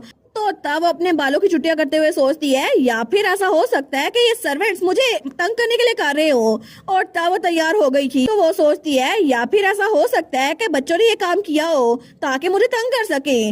लेकिन उसका दिल तो बहुत बुरी तरह से धड़क रहा था। वो सोचती है ये फीलिंग कैसी है, मुझे इतना अजीब क्यों लग रहा है। तो तभी दरवाजे पे दस्तक होती है, तो हेडमेट कहती है मिस हावर्ड डिनर तैयार है। वो कहती है ठीक है मैं बाहर आ रही हूँ। तो वो सोचती है अगर मुझे चांस मिला तो मैं मिस्टर वाल्टर से कंसल्ट करूंगी, वो यहाँ पर बहुत लंबे अरसे से है ना और वो तो अच्छे इंसान लगते हैं, क्या पता वो मेरी बात का जवाब दे दें। और तब वो वहाँ नीचे डाइनिंग हॉल में आई थी। तो जैसे ही हमारी हीरोइन वहाँ पर आती है ना, तो मिसेस ओटिस कहती है मिस हावर्ड इस तरफ आए। वो कहती है जी मैडम। लेकिन तब हमारी हीरोइन उन चेयर्स को देखती है, वो सोचती है बच्चे यहाँ पर भी नहीं है। लेकिन तब वो टेबल पर आके बैठ रही थी और वहाँ पर रोजर्स के अलावा एक और लड़का भी बैठा था। वो सोचती है मिस्टर वाल्टर के साथ एक और लड़का बैठा है, क्या ये ओटिस का फर्स्ट बोर्न है जिसको मिस्टर रोजर पढ़ाते हैं। लेकिन आखिर ये टेबल के एंड पे क्यों बैठा हुआ है। वो सोचती है लेटर में लिखा था तुम्हें ओटिस के फर्स्ट बोर्न को बिल्कुल अटेंशन नहीं देनी। तो तभी वो थोड़ा फ्लिंच होती है, तो वो सोचती है मे भी ये सिर्फ मेरी इमेजिनेशन हो। लेकिन तब वो वहाँ उस चेयर पे आके बैठ गई थी। तो मिसेस ओटिस कहती है क्या तुम्हें कमरा पसंद आया। वो कहती है जी जी बिल्कुल, ये तो बहुत ज्यादा औसम कमरा था, मुझे लगता है कि आपने मेरे लिए बहुत ज्यादा सोचा होगा। तो मिसेस ओटिस कहती है अगर तुम्हें कोई भी चीज चाहिए हो ना तो मुझे बता देना, इस मैंशन में पैसा बहुत ज्यादा है, एटलीस्ट हम तुम्हारे लिए ये तो कर ही सकते हैं। और तब वहाँ पर उनका ग्लास खाली था। लेकिन हमारे सोचती है आखिर इनका इस बात से क्या मतलब हुआ। तो तभी वो अपने सामने देखती है, लेकिन वहाँ पर मेड प्लेट रख रही थी और वहाँ पर रोजर्स वो वाइन पी रहा था। तो तभी वो उसको देखता है और उसको देखकर स्माइल करता है। तो हमारी हीरोइन वो भी थोड़ा पुरसुकून हो गई थी और मेड उसके ग्लास में भी वाइन भर देती है। लेकिन तब रोजर्स कहता है ये पहली बार है ना कि मिस हावर्ड और एलन एक दूसरे मिल रहे हैं, है ना मैडम। तो मिस ओटिस कहती है बिल्कुल ये बात सच है। तो हमारी हम सोचती है एलन क्या ये उसको उसके नाम से बुला रहा है। लेकिन तब रोजर्स कहता है क्या मैं मिस हावर्ड को एलन से इंट्रोड्यूस करवा सकता हूँ। तो मिसेस ओटिस कहती है जो तुम्हारा दिल करे वही करो, क्योंकि उसके बारे में हर एक चीज तुम पे स्पुर्द कर दी है, अब उससे मेरा कोई ताल्लुक नहीं।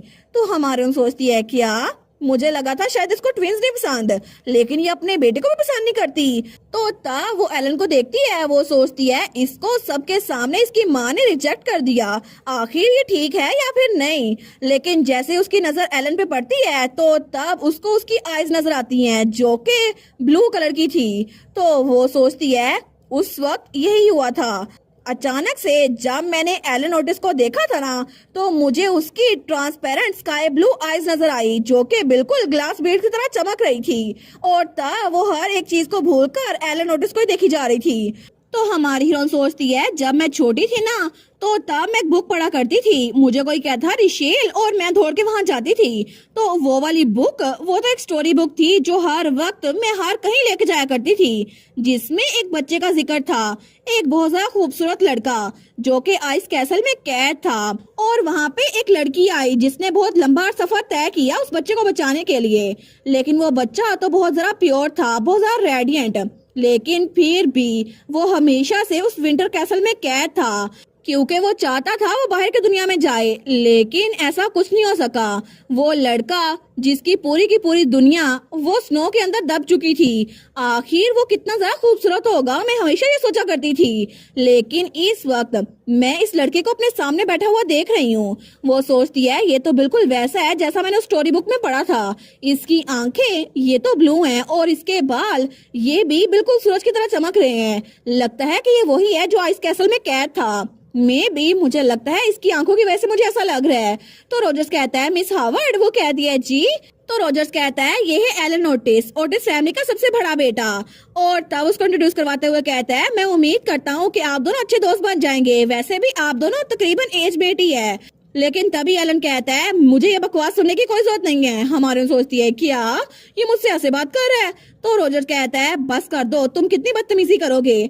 तो हमारे सोचती है क्या इसको मैं पसंद नहीं आई, लेकिन वो सोचती है लगता है इसकी उम्र की वजह से ऐसा ही एक्ट कर रहा है, क्योंकि टीनेजर्स अक्सर ऐसे ही एक्ट करते हैं। मोम आपको कुछ भी नहीं पता। तो वो सोचती है इस उम्र में आकर तो मैगन भी बिल्कुल शार्प हो गया था और तब वो भी बड़े नखरे करता था। तो हमारी हीरोइन उसको ग्रीट करते हुए कहती है मैं हूँ रिशेल हावर्ड, आपसे मिलकर बहुत ज्यादा खुशी हुई लॉर्ड ओटिस।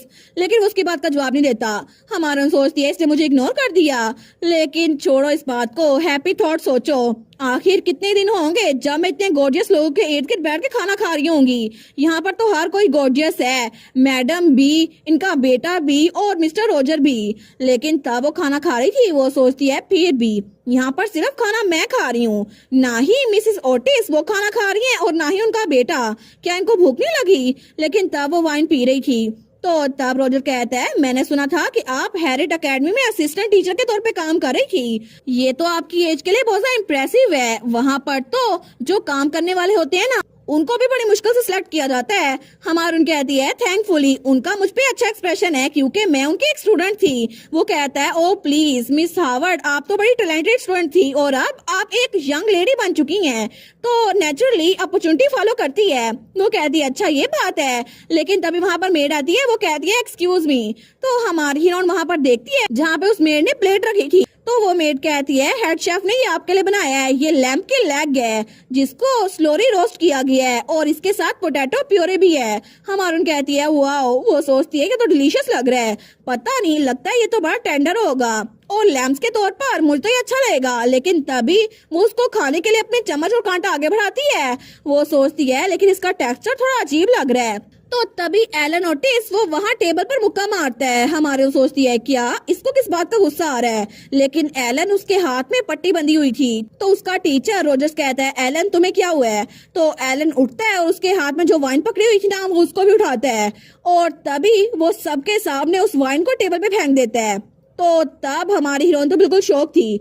तो रोजर्स कहता है एलन आखिर तुमने ये क्या किया। लेकिन तभी वो उस ग्लास को भी जमीन पे फेंक के तोड़ देता है। वो कहता है ये सिर्फ तुम ही खाओ क्योंकि मैं तो इसको बिल्कुल नहीं खाने वाला। और तब वो उसको बड़ा घूर के देख रहा था। वो रोजर से कहता है मैं तुम्हारा कोई पालतू कुत्ता नहीं हूँ जो तुम्हारी बात मानूं और इस गोश्त को खा लूं। हमारी सोचती है कि यार ये ऐसे बात कैसे कर सकता है। तो रोजर्स कहता है मैं बिल्कुल श्योर हूँ, मैंने तुम्हें बताया था कि मिस हावर्ड के सामने अच्छे से बात करना। वो कहता है फिर क्या, आखिर मुझे इस लड़की से बात करने की जरूरत ही क्या है, तुम चाहे हजारों क्यों ना ले आओ, लेकिन आखिर में सबके साथ एक तरह ही होता है और चाहे तुम जो मर्जी करो मैं कभी भी तुम्हारी बात नहीं मानूंगा। और ये कह के वहाँ से निकल गया था।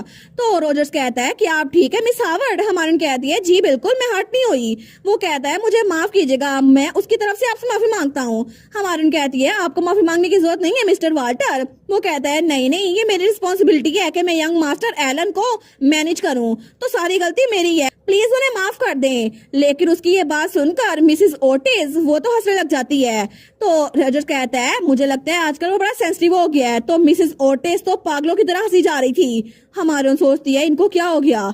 लेकिन तभी वो कांटा लेती है और अपनी प्लेट में चम्मच मारी जा रही थी। हमारी उसको देखती है लेकिन मेट्स को कोई फर्क नहीं पड़ा था और तब वो मीट को देखती है और उसमें कांटा मारती है। लेकिन रोजर्स भी उसको इग्नोर करके अपनी वाइन पी रहा था। लेकिन तभी वो फिर से वो कांटा उठाती है और मीट के साथ रखे हुए सैलेड को लेती है और उसको अपने मुंह में डालते हुए कहती है मुझे लगता है कि हमें डिनर अभी बंद कर देना चाहिए क्योंकि इतना काफी है और इसके अलावा देर होने से पहले आपको अपने कमरों में लौट जाना चाहिए। हमारी कहती है जी ये वंडरफुल होगा। लेकिन थोड़ी देर बाद वो रोजर के साथ वापस आ रही थी अपने कमरे में। तो रोजर कहता है मिसेस ओटिस उनको एक नर्वस प्रॉब्लम है। हमारी कहती है क्या एक प्रॉब्लम। वो कहता है बिल्कुल, ओटिस कपल की शादी इतनी भी अच्छी नहीं चल रही और उनमें थोड़े मसले हैं। मिस्टर ओटिस तो कभी कभार ही बार्टन में रहते हैं, इसी वजह से मिसेस ओटिस वो थोड़ा परेशान रहती हैं और उनके दरमियान अच्छी नहीं बनती ना, इसी वजह से उनके बच्चे भी उनसे उससे अच्छा सलूक नहीं करते। और ये अभी वाली ओटिस फैमिली ये तो बहुत सारे तरीकों में कभी भी नॉर्मल हाउस होल्ड नहीं बन सकती। तो तब उसकी तरफ हाथ बढ़ाता है। हमारी हीरोइन उसका हाथ पकड़ती है। वो सोचती है सच में। वो कहती है आप तो यहाँ पे बहुत लंबे अरसे काम कर रहे होंगे ना मिस्टर वाल्टर, ऐसा लगता है आप फैमिली का पार्ट है।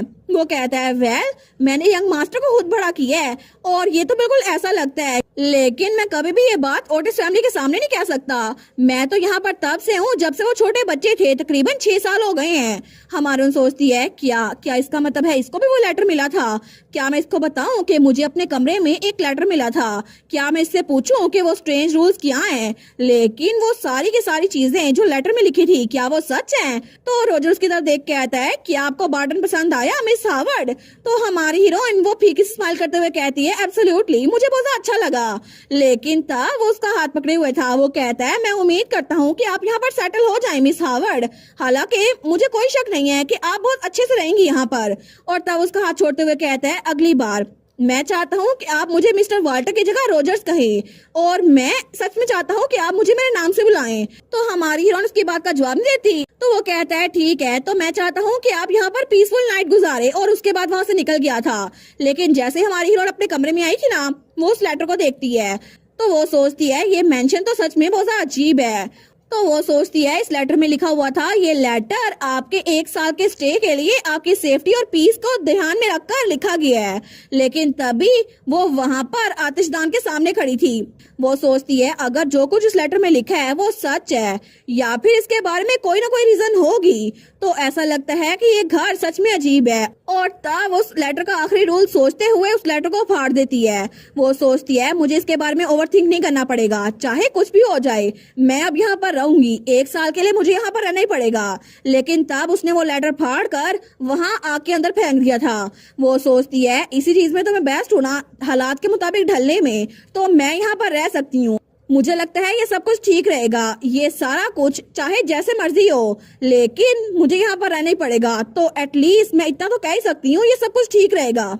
हमें 1 महीने बाद हमारी हीरोइन दिखाई जाती है जो कि अपनी दोस्त को लेटर लिख रही थी। उसने लिखा था मेरी प्यारी दोस्त मिसेस चेस्टर, मैं तो तुम्हें लेटर लिख पा रही हूँ, इस वजह से मैं बहुत ज्यादा खुश हूँ। थैंकफुली यहाँ पर बार्टन में एक पोस्टमैन है जिसकी वजह से मैं तुम्हें लेटर लिख पाती हूँ। और उसकी दोस्त ने लेटर में लिखा हुआ था तुमने सच में अपनी मॉम के खिलाफ बात की और तुम यहाँ से चली गई। रिशेल हावर्ड तुम तो बेस्ट हो, और मैं तो तुम्हें एक चार्मिंग जेंटलमैन से इंट्रोड्यूस करवाना चाहती हूँ। अगर तुम्हारे पास टाइम है तो फिर मुझे बताना। और मैंने सुना था ओटिस फैमिली में हर कोई बहुत गॉर्जियस है, क्या ये सच है?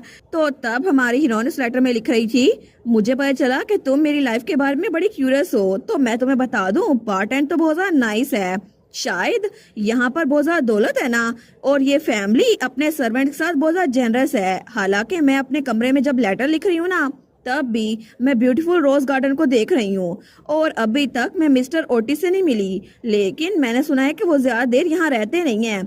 और मिसिस ओटिस तो बहुत ज्यादा काइंड हैं, बाकी सर्वेंट्स भी बहुत ज्यादा फ्रेंडली हैं, और बच्चे थोड़े शरारती हैं लेकिन बहुत ज्यादा प्यारे हैं। इसके अलावा बार्टन तो बड़ी फैसिनेटिंग जगह है। हालांकि ओटिस फैमिली का ट्यूटर वो भी बड़ा एलिगेंट इंसान है। जब मैं उससे पहली बार मिली थी ना मैं तो सांस लेना भी भूल गई थी, और मुझे लगता है कि मैं अच्छी जगह पे हायर हुई हूँ। लेकिन ये सारी की सारी बातें वो अपनी दोस्त को तसल्ली देने के लिए लेटर में लिख रही थी, और तब वो स्माइल कर रही थी। और उसके अलावा उसने लिखा था मुझे नहीं लगता कि मैं अगले साल तक तुमसे मिल पाऊंगी, मैं यहाँ पे बच्चों को छोड़कर नहीं जा सकती आफ्टर ऑल। उसके बजाय हम लोग अक्सर एक दूसरे को लेटर लिखा करेंगे। मैं उम्मीद करती हूँ कि तुम अपनी न्यूली वेड लाइफ अपनी फुलेस्ट पे गुजारो। और तब वो लेटर लिखकर वहाँ पे चली गई थी, और तब उसने आखिरी लाइन लिखी थी मैं अपनी पूरी कोशिश करूंगी कि अपनी यहाँ पर नई लाइफ में एडजस्ट हो सकूं, रिशेल हावर्ड। लेकिन तब उसने जब लेटर लिख लिया था तो वो आईने के सामने आती है और अपने स्माइल की प्रैक्टिस करती है। वो दिल में सोचती है एक्चुअली जो मैं यहाँ पर कहना चाहती थी ना वो कुछ और था। और तब वो वहाँ से तैयार होकर अपने साथ वाले कमरे में जाती है जो कि बच्चों का कमरा था। तो वो कहती है पैनी नीरू, तो वहाँ पर बच्चे थे, लेकिन तब वो कहती है ये तुम लोग की टीचर है। तो बच्चे भागते हुए उस तरफ आ रहे थे, तो हमारी हीरोइन दरवाजा खोलते हुए कहती है क्या मैं अंदर आ सकती हूँ? लेकिन तभी बच्चे वहां से उछलते हैं उसकी तरफ आते हुए कहते हैं टीचर, और तभी वो लोग तो बिल्कुल उस पर जंप ही कर देते हैं। तो हमारी हीरोइन और बच्चे तीनों नीचे गिर गए थे। वो कहती है ऐसे तुम लोग हर्ट हो जाओगे, तुम लोग को केयरफुल रहना होगा। वो बच्चे कहते हैं कोई बात नहीं टीचर, हम है ना आपके पास। और तब वो हंस रहे थे। तो वो तो बड़े क्यूट से बच्चे थे। तो हमारी हीरोइन के गाल खींचते हुए कहती है ऐसी शरारतें मत किया करो। वो कहते हैं ठीक है नहीं करते। और वो दोनों ट्विंस थे। लड़की का नाम पेनी था और लड़के का नाम नीरो था। तो हमारी हीरोइन हमें बताती है इस मेंशन में आए हुए मुझे 1 महीना हो गया है और मैं अब बच्चों का ख्याल खुद ही रखती हूँ। तो तब वो कहती है गुड मॉर्निंग, क्या तुम लोग को अच्छी नींद आई? तो पेनी कहती है जी जी गुड मॉर्निंग आपको भी टीचर। तो क्या हम अपने चेहरे धोएं? तो तब हमारी ओर सोचती है ये लोग कितने क्यूट बच्चे हैं ना। और जब मैं इनसे पहली बार मिली थी मैं तो बिल्कुल शौक थी। तो बच्चे उसका हाथ पकड़ के लेके जा रहे थे। तो तब वो सोचती है जब मैं बच्चों से पहली बार मिली थी तो मैंने उनकी मॉम मिसेज ओटिस से कहा था आखिर बच्चों की कोई नैनी क्यों नहीं है। तो मिसेज ओटिस उसको देखकर भी अनजान बन रही थी। तो वो सोचती है क्योंकि जब मैं पहली बार बच्चों से मिली थी तो वो बिल्कुल भी ओटिस फैमिली के बच्चे लग नहीं रहे थे, क्योंकि वो लोग मिट्टी में खेल रहे थे और उनके पास कोई मेड सर्वेंट या नैनी थी ही नहीं। और ऐसा लगता है कि नोबल हाउस होल्ड के बच्चे कभी भी इतने मैसी नहीं रहते। लेकिन तब मिसेस ओटिस कहती है एक नैनी, आखिर उन बच्चों को नैनी की क्या जरूरत है? तो तब वो स्माइल करते हुए कह रही थी, वो कहती है वैसे भी स्टार्ट से उनकी कोई नैनी थी नहीं। हमारी हीरोइन सोचती है क्या? वो कहती है आखिर ऐसे कैसे? लेकिन तभी वो आगे कुछ बोलते हुए रुक जाती है। वो सोचती है इनकी माँ को फर्क नहीं पड़ता कि बच्चों के पास कोई नैनी नहीं है और ये खुद भी बच्चों के पास जाती नहीं है, तो बच्चों का ख्याल कौन रखता होगा। लेकिन तब वहां पे मेड खड़ी थी। वो कहती है चाय तो बड़ी मजेदार लग रही है, क्या आपको ज्वाइन करना है मिस हावर्ड? तो हमारी कहती है नहीं थैंक यू, मैं ठीक हूँ। तो वो दिल में सोचती है मैं रूडनेस का कोई साइन वो शो नहीं कर सकती। लेकिन तब बच्चे प्रेजेंट में उसे कहते हैं टीचर।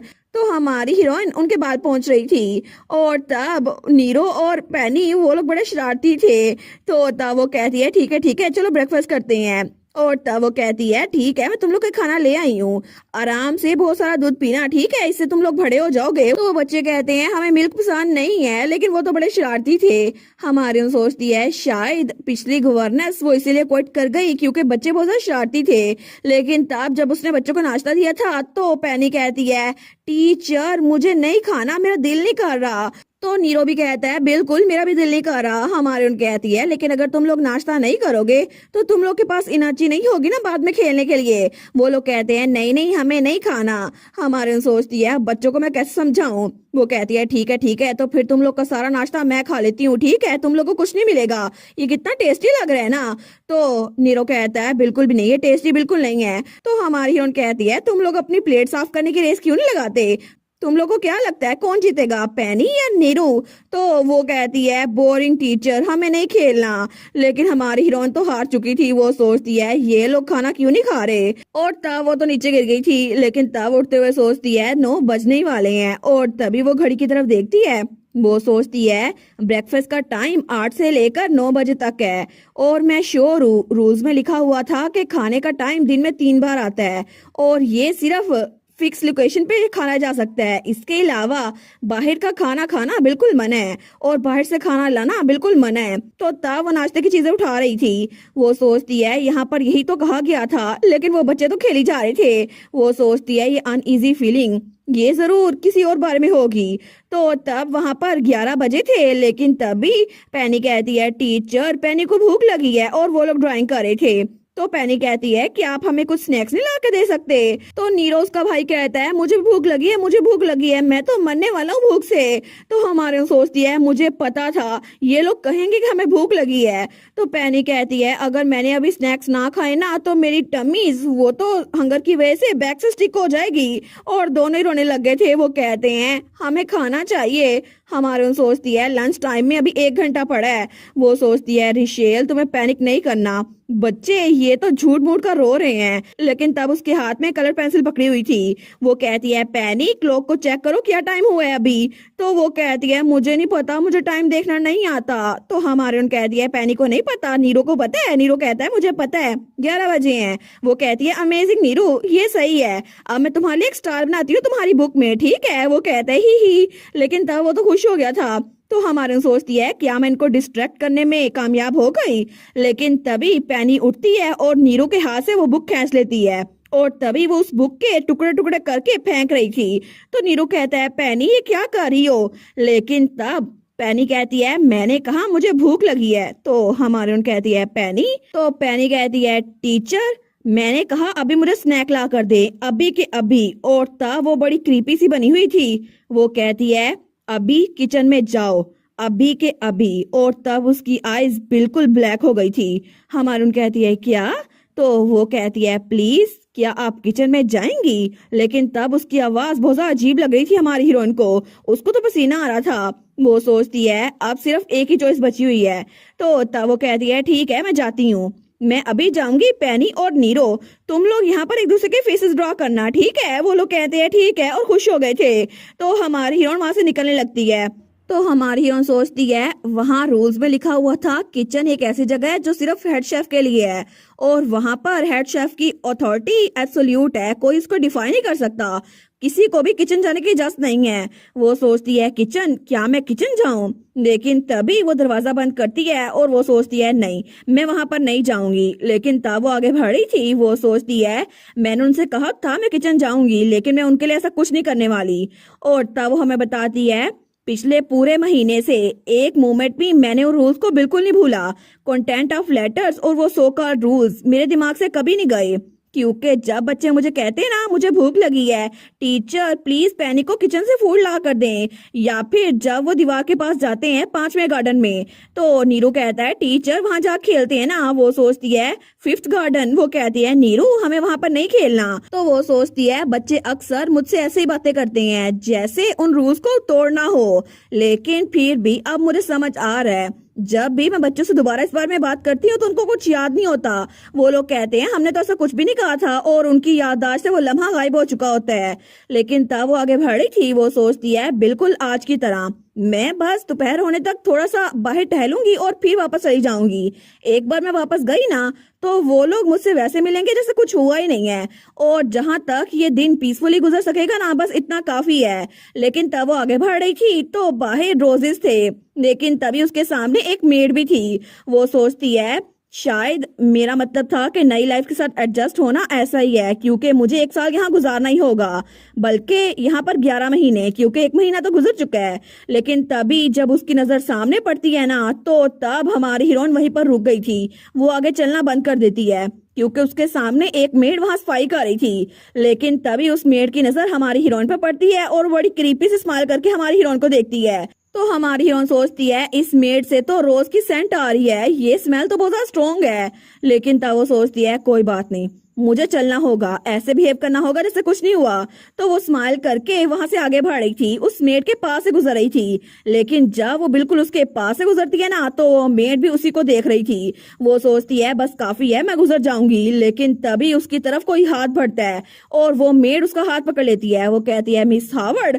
तो हमारी हीरोइन डर गई थी, तो वो मेड बड़ी क्रीपी सी हरकतें करके उसकी तरफ देखते हुए कहती है मिस हावर्ड, मुझे लगता है कि मुझे आपसे बात करनी चाहिए, मैं हमेशा से आपसे बात करना चाहती थी। तो हमारी कहती है क्या? वो कहती है मेरा हाथ छोड़ो, पहले मेरा हाथ छोड़ो फिर बात करते हैं। लेकिन तब वो मेड तो उसका हाथ बहुत बुरी तरह से पकड़े हुए थी। वो सोचती है मेरा हाथ बहुत ज्यादा दर्द कर रहा है, वो चिल्ला कहती है मेरा हाथ छोड़ो। तो वो मेड कहती है मैं आपके साथ क्लोज होना चाहती हूँ टीचर, क्या आप मुझे अपने कमरे में नहीं बुलाएंगी? तो हमारे सोचती है ये डेंजरस है। तो वो मेड कहती है आपका कमरा बहुत ज्यादा नाइस है टीचर, आपकी खिड़की से तो हम रोजेस को देख सकते हैं और आपके बेड पे भी हम रोजेस रख सकते हैं, और इसके अलावा काफी ज्यादा रोजेस हैं। तो हमारी हीरोइन सोचती है मैं अपना हाथ छुड़वा नहीं पा रही। वो मेड बार बार कह रही थी मैं आपको रोजेस दिखाऊंगी, इस मैंशन में बहुत सारे रोजेस है, लोगों को रोजेस पसंद आते हैं। तो हमारी सोचती है मैं क्या करूँ, ये मेरा हाथ नहीं छोड़ रही, मुझसे मेरा हाथ छुड़वाया नहीं जा रहा। लेकिन तब वो मेड बार बार कह रही थी आपके कमरे में हमें रोजेस रखने चाहिए क्योंकि इससे आपको अच्छा लगेगा। तो हमारी हीरोइन तो बड़ी पैनिक करी थी। वो सोचती है सोचो सोचो रिशेल हावर्ड, तुम्हें इससे बचना होगा, तुम्हें बार्टन के रूल याद करने होंगे। और तभी वो उस मेड की तरफ देखती है जो बार बार कही जा रही थी हमें इकट्ठा टाइम गुजारना होगा, आपको पता है ना मुझे आपके कमरे में आना है। वो सोचती है कमरा, बिल्कुल मुझे याद आ गया वो रूल। तो तब हमारी हीरोइन वो सीरियस टोन में कहती है नहीं मैं मना करती हूँ। तो वो मेड कहती है क्या? तो हमारी हीरोइन कहती है मैं बिल्कुल भी तुम्हें अपने कमरे में इनवाइट नहीं करूंगी। और तब वो ये बात उस मेड की आंखों में देख के कह रही थी, मगर उसकी आंखों में आंसू थे। तो तभी वो अपना हाथ छुड़वाती है, इस बार मेड उसका हाथ छोड़ देती है। तो तभी हमारी हीरोइन पीछे हो रही थी, लेकिन वो मेड भी उसके पीछे होते होते उसकी तरफ बढ़ रही थी। तो तब वो मेड तो उसकी तरफ बढ़ी जा रही थी उस स्माइल के साथ। वो सोचती है मेरा बेडरूम इतना दूर नहीं है ना, मुझे सोचना होगा। लेटर में सिर्फ ये नहीं कहा था कि मुझे मना करना होगा, इसके अलावा भी कुछ लिखा था। अगर कोई आपके कमरे में आने के लिए इनविटेशन को डिमांड करे तो क्या करना होगा। बिल्कुल, वहां लिखा था कि हर कमरा, वहां पर दूसरों का जाना मना है, वो सबकी इंडिविजुअल प्रॉपर्टी है। क्योंकि अगर कोई आपको बेडरूम में इनवाइट करने का बोले तो उसको रिजेक्ट कर दो और तुम्हें उससे नजर नहीं हटानी होगी। और तब वो अपने कमरे पे पहुंच चुकी थी। वो हैंडल को पकड़ती है, वो सोचती है मुझे उसकी आंखों में देखते रहना होगा, लेकिन तभी उसको अपना कमरा मिल गया था। वो सोचती है बिल्कुल ये मेरा ही कमरा है। तो तब उसे रूल याद आता है, आपको अपने कमरे में लौटना होगा, दरवाजे को खोलें और बंद करें 3 बार, इससे इनविटेशन स्टॉप हो जाएगा। तो तब अपने कमरे में आके दरवाजा बंद कर लेती है। वो सोचती है अब मैं स्टार्ट करने वाली हूँ। तो तब वो दरवाजा खोलती है, लेकिन वो मेड उसके कमरे के बाहर ही थी। तो हमारी हीरोइन बड़ी डरी हुई थी, लेकिन वो दरवाजा बंद करती है। वो सोचती है मैंने एक बार दरवाजा बंद कर लिया, लेकिन दूसरी बार वो दरवाजा खोलती है तो वो मेड उसके दरवाजे के बिल्कुल सामने थी, उसको घूर के देखी जा रही थी। इस बार उसकी आंखें भी बिल्कुल ब्लैक थी। हमारी सोचती है 2 बार, बिल्कुल अब बस आखिरी बार रह गया। और तीसरी बार जब वो दरवाजा खोलती है तो उस मेड की आंखें वो बिल्कुल व्हाइट हो चुकी थी। वहां पर बिल्कुल भी कोई इंसान का चेहरा नहीं लग रहा था। लेकिन तब आखिरी बार हमारी हीरोइन जोर के दरवाजा बंद कर लेती है और फिर वो दरवाजा खोलती नहीं है। वो सोचती है 3 बार, बिल्कुल मैंने इंस्ट्रक्शन को फॉलो किया, क्या वो मेड अभी भी दरवाजे के बाहर है, प्लीज क्या वो चली गई है, मुझे कोई बताओ। लेकिन बार बार उसको ऐसा ही लग रहा था जैसे वो मेड बाहर है। तो तब वो कमरे के अंदर इंतजार करती है। वो सोचती है मुझे कुछ देर यहाँ रहना होगा। और तकरीबन आधे घंटे बाद वो सोचती है क्या मैं दरवाजा खोल के देखूं। और जब वो थोड़ा सा दरवाजा खोलती है तो तभी बाहर कोई भी नहीं था। तो तब ये सब कुछ देखकर वो नीचे बैठ जाती है। उसकी टांगों में तो जान ही खत्म हो गई थी।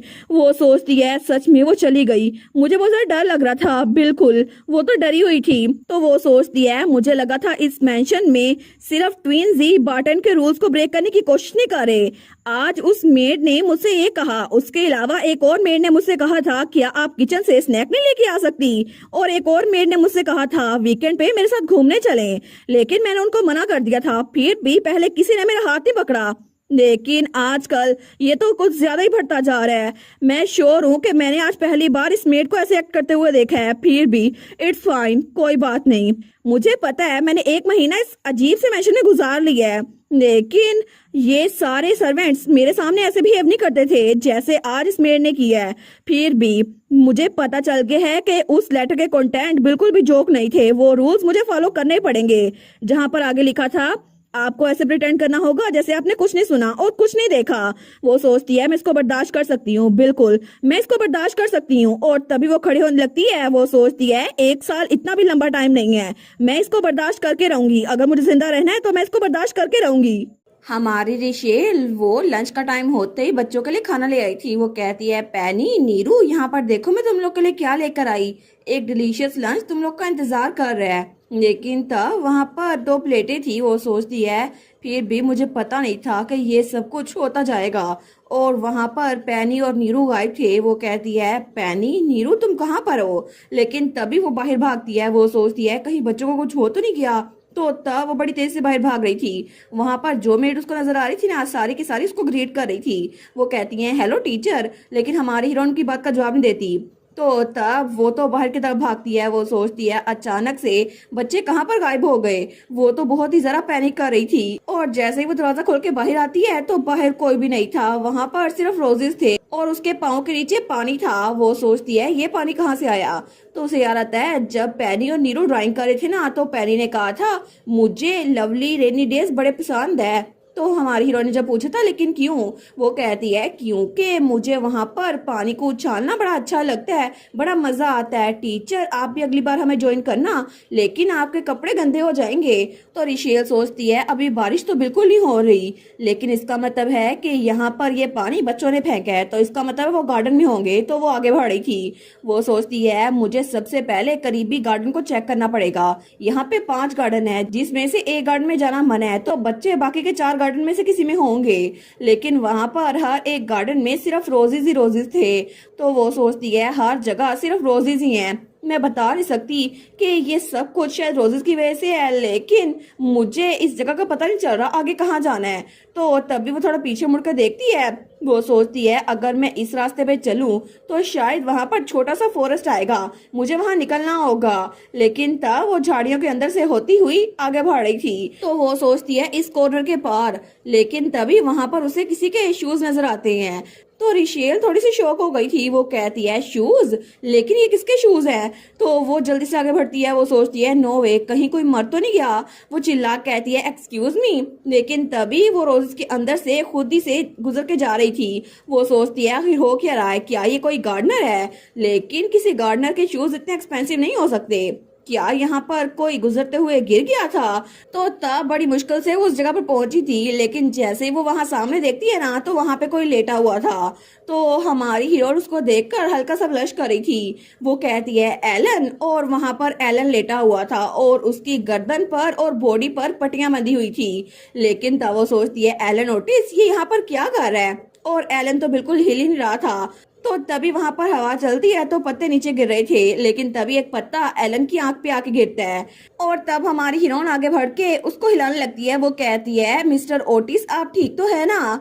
क्या अगर आपको चलने में मुश्किल हो रही है मैं आपकी हेल्प करूं? लेकिन तभी एलन कहता है अगर मैं उस खिड़की से नीचे कूदा तो क्या मैं मर सकता हूँ या फिर नहीं? तो हमारी रिशेल जब ऊपर देखती है ना तो वहां पे एक कमरे की खिड़की खुली हुई थी। तो हमारी हीरोइन सोचती है ये तो एलन ओटिस का बेडरूम है ना। तो वो कहता है अगर कोई यहाँ से जंप करे तो क्या तुम्हें लगता है वो मर सकता है? तो हमारी हीरोइन वो कहती है इसका क्या मतलब हुआ? तो वो उठ के बैठते हुए कहता है टीचर मैंने सुना था कि आप एक बहुत ज्यादा अच्छे स्कूल से ग्रेजुएट हुई हैं और आपने अपनी क्लास में टॉप किया था। तो क्या आप मुझे बताएंगी आपको क्या लगता है कि अगर यहाँ से कोई कूदा तो वो जिंदा रहेगा या फिर मर जाएगा? और तब उसकी गालों पे भी निशान पड़े हुए थे चोट के। तो वो कहता है आपको लगता है ना कि वो इंसान मर जाएगा या फिर आपको लगता है वो जिंदा बच सकता है? तो रिशेल हावर्ड कहती है मे बी अगर वो लकी हुआ तो वो मर सकता है।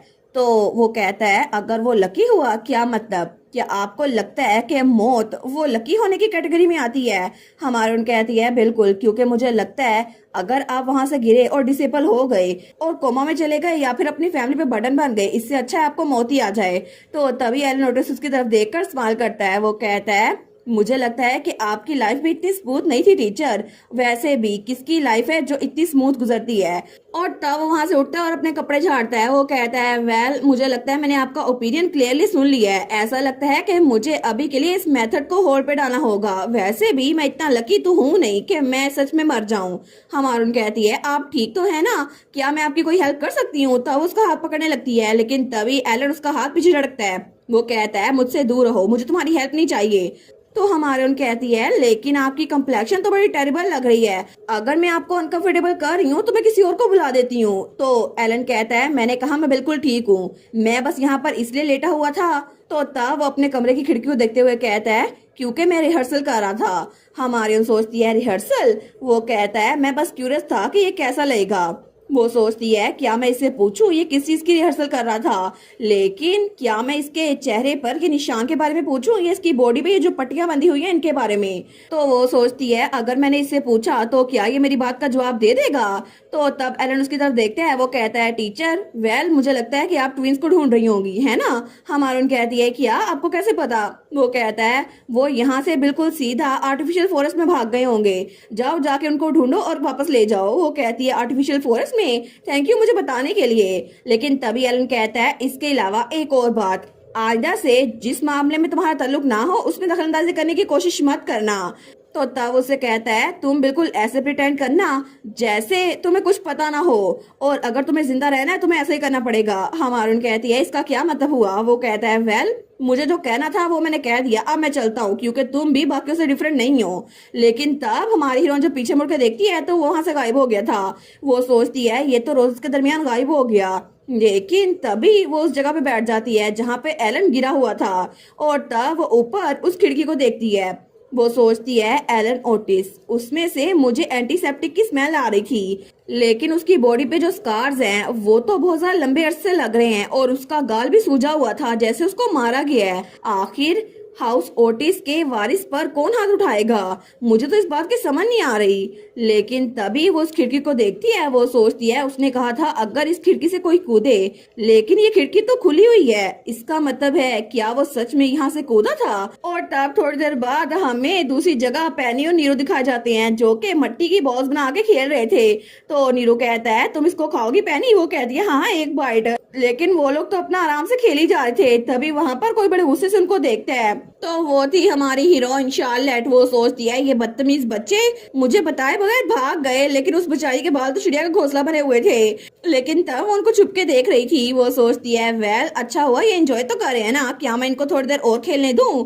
लेकिन इनके कपड़े तो गंदे हो गए हैं, मुझे लगता है बाद में इनके कपड़े चेंज करवा दूंगी।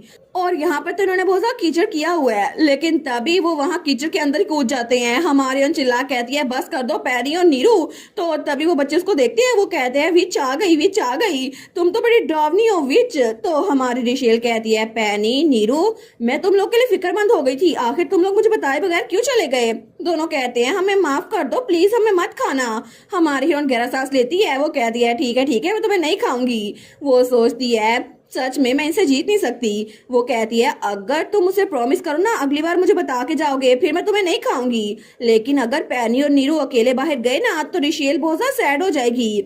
तो वो दोनों कहते हैं ठीक है हम समझ गए, हम प्रॉमिस करते हैं, बस तुम हमें मत खाना, और वैसे भी हमारे पास खाने के लिए कुछ भी नहीं है। तो पैनी कहती है मेरा टेस्ट भी अच्छा नहीं है। वो सोचती है क्या ये लोग किसी फेरी टेल की बात कर रहे हैं जहाँ पर कोई बच्चों को खाता है? लेकिन चलो खैर है, मैं इनकी बुक शेल्फ बाद में ऑर्गेनाइज कर दूंगी, बच्चों के लिए अच्छा नहीं है। तो तभी वो उन दोनों के गाल खींचती है। वो कहती है मुझे लगता है कि मुझे तुम लोग का नहलाना होगा, उसके बाद मैं तुम लोग की ग्रेवी बना के खाऊंगी, है ना? वो लोग कहते हैं नहीं हमें बचाओ, टीचर तो बड़ी खतरनाक है। तो हमारी उन कहती है विच चीज को गंदे बच्चे पसंद होते हैं? वो लोग कहते हैं सच्ची? हमारी उन कहती है बिल्कुल, अब जाके नहा लो और कपड़े चेंज कर लो, फिर तुम लोग को कोई नहीं खा सकेगा।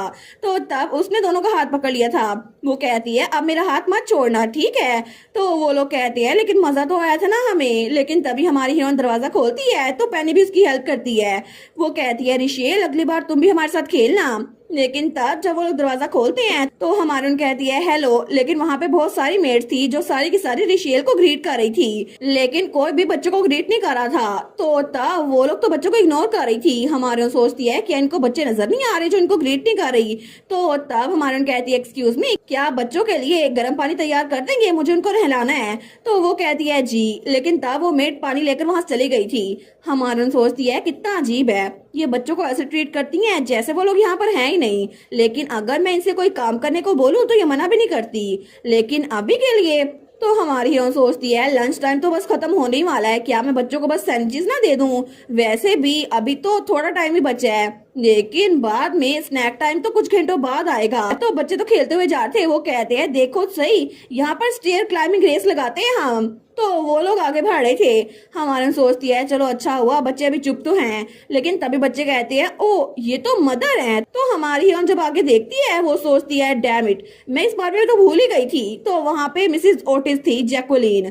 तो तब पैनी अपनी मॉम के सामने खड़ी थी, वो नीचे वाली सीढ़ी पर थी। वो कहती है मदर, तो उसके पीछे ही नीरो भी जाता है। तो हमारी कहती है मिस प्लीज रुक जाए। लेकिन तभी वो बच्चे अपनी मॉम का ड्रेस पकड़ने लगते हैं। तो हमारी सोचती है मैडम ओटिस को तो अपने बच्चे बिल्कुल नहीं पसंद, अगर उन्होंने बुरा मना लिया तो। लेकिन तभी उनकी मॉम उसके हाथ में एक अम्ब्रेला पकड़ी हुई थी। तो तब उस अम्ब्रेला के जरिए वो अपनी बेटी को ही नीचे फेंक देती है। तो पैनी वो पीछे गिर रही थी और नीरू भी उसके पीछे था, तो वो दोनों नीचे गिरते हैं और उनके शूज ऊपर वाली सीढ़ी पर थे। तो वो दोनों एक दूसरे के ऊपर गिर गए थे। लेकिन हमारी हीरोइन तो बहुत ज्यादा शौक थी। तो तब वो बच्चों की तरफ देखती है तो बच्चे रोना शुरू कर देते हैं। लेकिन मिसिस ओटिस उनके चेहरे पे कोई एक्सप्रेशन था ही नहीं। वो सोचती है मुझे पता नहीं चल रहा आखिर अभी क्या हुआ। तो तभी उन बच्चों की माँ कहती है रिशेल हावर्ड। तो हमारी हीरोइन वो सोचती है मुझे डर लग रहा है, मुझे सच में डर लग रहा है। लेकिन वो स्माइल कर कहती है जी मैडम ओटिस। तो तब वो कहती है मिस हावर्ड ये बच्चे, मैंने आपको साफ साफ बताया था कि ये बच्चे मेरे करीब नहीं आना चाहिए। क्या मैंने आपको नहीं बताया था? और तब वो रिशेल के कंधे पे हाथ रखती है तो हमारी हीरोइन वो कुछ नहीं बोल पाती। तो फिर से वो पूछती है, मैंने आपसे करने के लिए सिर्फ एक चीज बोली थी, है ना? तो तब अपने हाथों की ग्रिप हमारी हीरोइन के कंधे पे तेज करती है। तो हमारी कहती है, जी बिल्कुल। तो वो कहती है, तो फिर क्या जो मैंने मांगा था वो तुम्हारी मैनेज करने की एबिलिटी से बाहर था? लेकिन तब वो स्माइल कर रही थी। हमान कहती है, नहीं बिल्कुल भी नहीं। वो कहती है, वेल आगे से केयरफुल रहना, ये मेरे सामने नहीं आने चाहिए, और इसके अलावा हम लोग बाद में इकट्ठे चाय पियेंगे, ठीक है? और तब वो बिल्कुल नॉर्मल हो गई थी। तो तब वो स्माइल करते हुए कहती है, अगर एक टी पार्टी में अकेले गुजारूं ना तो बहुत ज्यादा लोनली लगेगा। लेकिन ये कहकर वहां से चली गई थी। तो पीछे रिशेल वो खड़ी की खड़ी रह गई थी। वो सोचती है अभी हुआ क्या था। लेकिन तभी वो बच्चों के सामने बैठती है। वो कहती है, तुम दोनों ठीक तो हो ना? लेकिन दोनों छोटे से बच्चे वो लोग तो बहुत ज्यादा सैड लग रहे थे, और पैरी का तो एक शूज भी उतरा हुआ था। तो हमारी हीरोइन सोचती है, रिशेल हावर्ड, आखिर तुम इतनी बेवकूफ कैसे हो सकती हो? वो बच्चे जिनको उनकी मॉम ने खुद धक्का दिया, आखिर तुम उनसे कैसे पूछ सकती हो कि वो लोग ठीक है या फिर नहीं? लेकिन तब वो पैनी की आंसू साफ कर रही थी। तो तब पैनी ने उसका हाथ पकड़ा था। तो वो कहते हैं, रिशेल क्या मदर हमें पसंद नहीं करती? क्या मदर को पैनी और नीरू की जरूरत नहीं है? हमारी कहती है, क्या? वो दोनों कहते हैं, क्या मदर हमें प्यार नहीं करती? मदर तो पहले जब हम छोटे थे ना तो हमें देखकर स्माइल किया करती थी। तो हमारी हीरोइन को भी याद आता है कि जब वो भी छोटी थी तब भी उसकी मदर उसको बड़ा प्यार करती थी। लेकिन तब वो बच्चे कहते हैं, अब तो वो पैनी और नीरू को बिल्कुल डिसलाइक करती हैं। और उसे याद आता है, मेरी मॉम भी, अभी वो मुझे भी बिल्कुल नापसंद करती हैं। तो पैनी रोते हुए कहती है, रिशेल हमें बताओ ना, मदर हमें कैसे प्यार करेंगी? वो सोचती है, आखिर मैं इनको कैसे बताऊं? ये मुझसे पूछ रहे हैं, मैं तो खुद ये बात नहीं जानती, क्योंकि ये बात तो मैं खुद इनको बता नहीं सकती। मेरी मदर तो मुझसे खुद प्यार नहीं करती। तो तभी वो दोनों बच्चों को गले लगा लेती है। वो सोचती है, मैं सच में इनको गले लगाना चाहती हूँ, क्योंकि मेरी मदर ने कभी मुझे गले नहीं लगाया। फादर के गुजरने के बाद ये सब कुछ बिल्कुल बेकार था। और तब वहां पर बहुत सारे कदमों के निशान थे, क्योंकि जितनी भी मेट्स आई थी ना वो उनको देखे बगैर वहां से गुजर रही थी, जैसे उनका वहां होना या ना होना किसी काम का नहीं है। और उसके बाद डायरेक्ट हमें रात का सीन दिखा जाता है। तो तब वहां पर कोई मेड वो जा रही थी, जैसे उसके हाथ में कुछ पकड़ा हुआ था। तो तब हमारी हीरोइन अपनी खिड़की में बैठी थी। वो सोचती है, आधी रात के बाद बाहर जाना तो बिल्कुल सख्ती से मना है ना, तो ये कौन हो सकता है? लेकिन तब वो बुक पढ़ रही थी तो वो बुक को बंद कर देती है। वो सोचती है, मुझे इसके बारे में जानने की कोई जरूरत नहीं है। तो वो खिड़की के आगे पर्दे करते हुए सोचती है, अभी मुझे भी जाकर सो जाना चाहिए। लेकिन तब वो बुक रखने के लिए वापस आई थी तो उस टेबल पर एक फ्लावर पड़ा हुआ था, एक रोज, जो कि पेपर का बना हुआ था।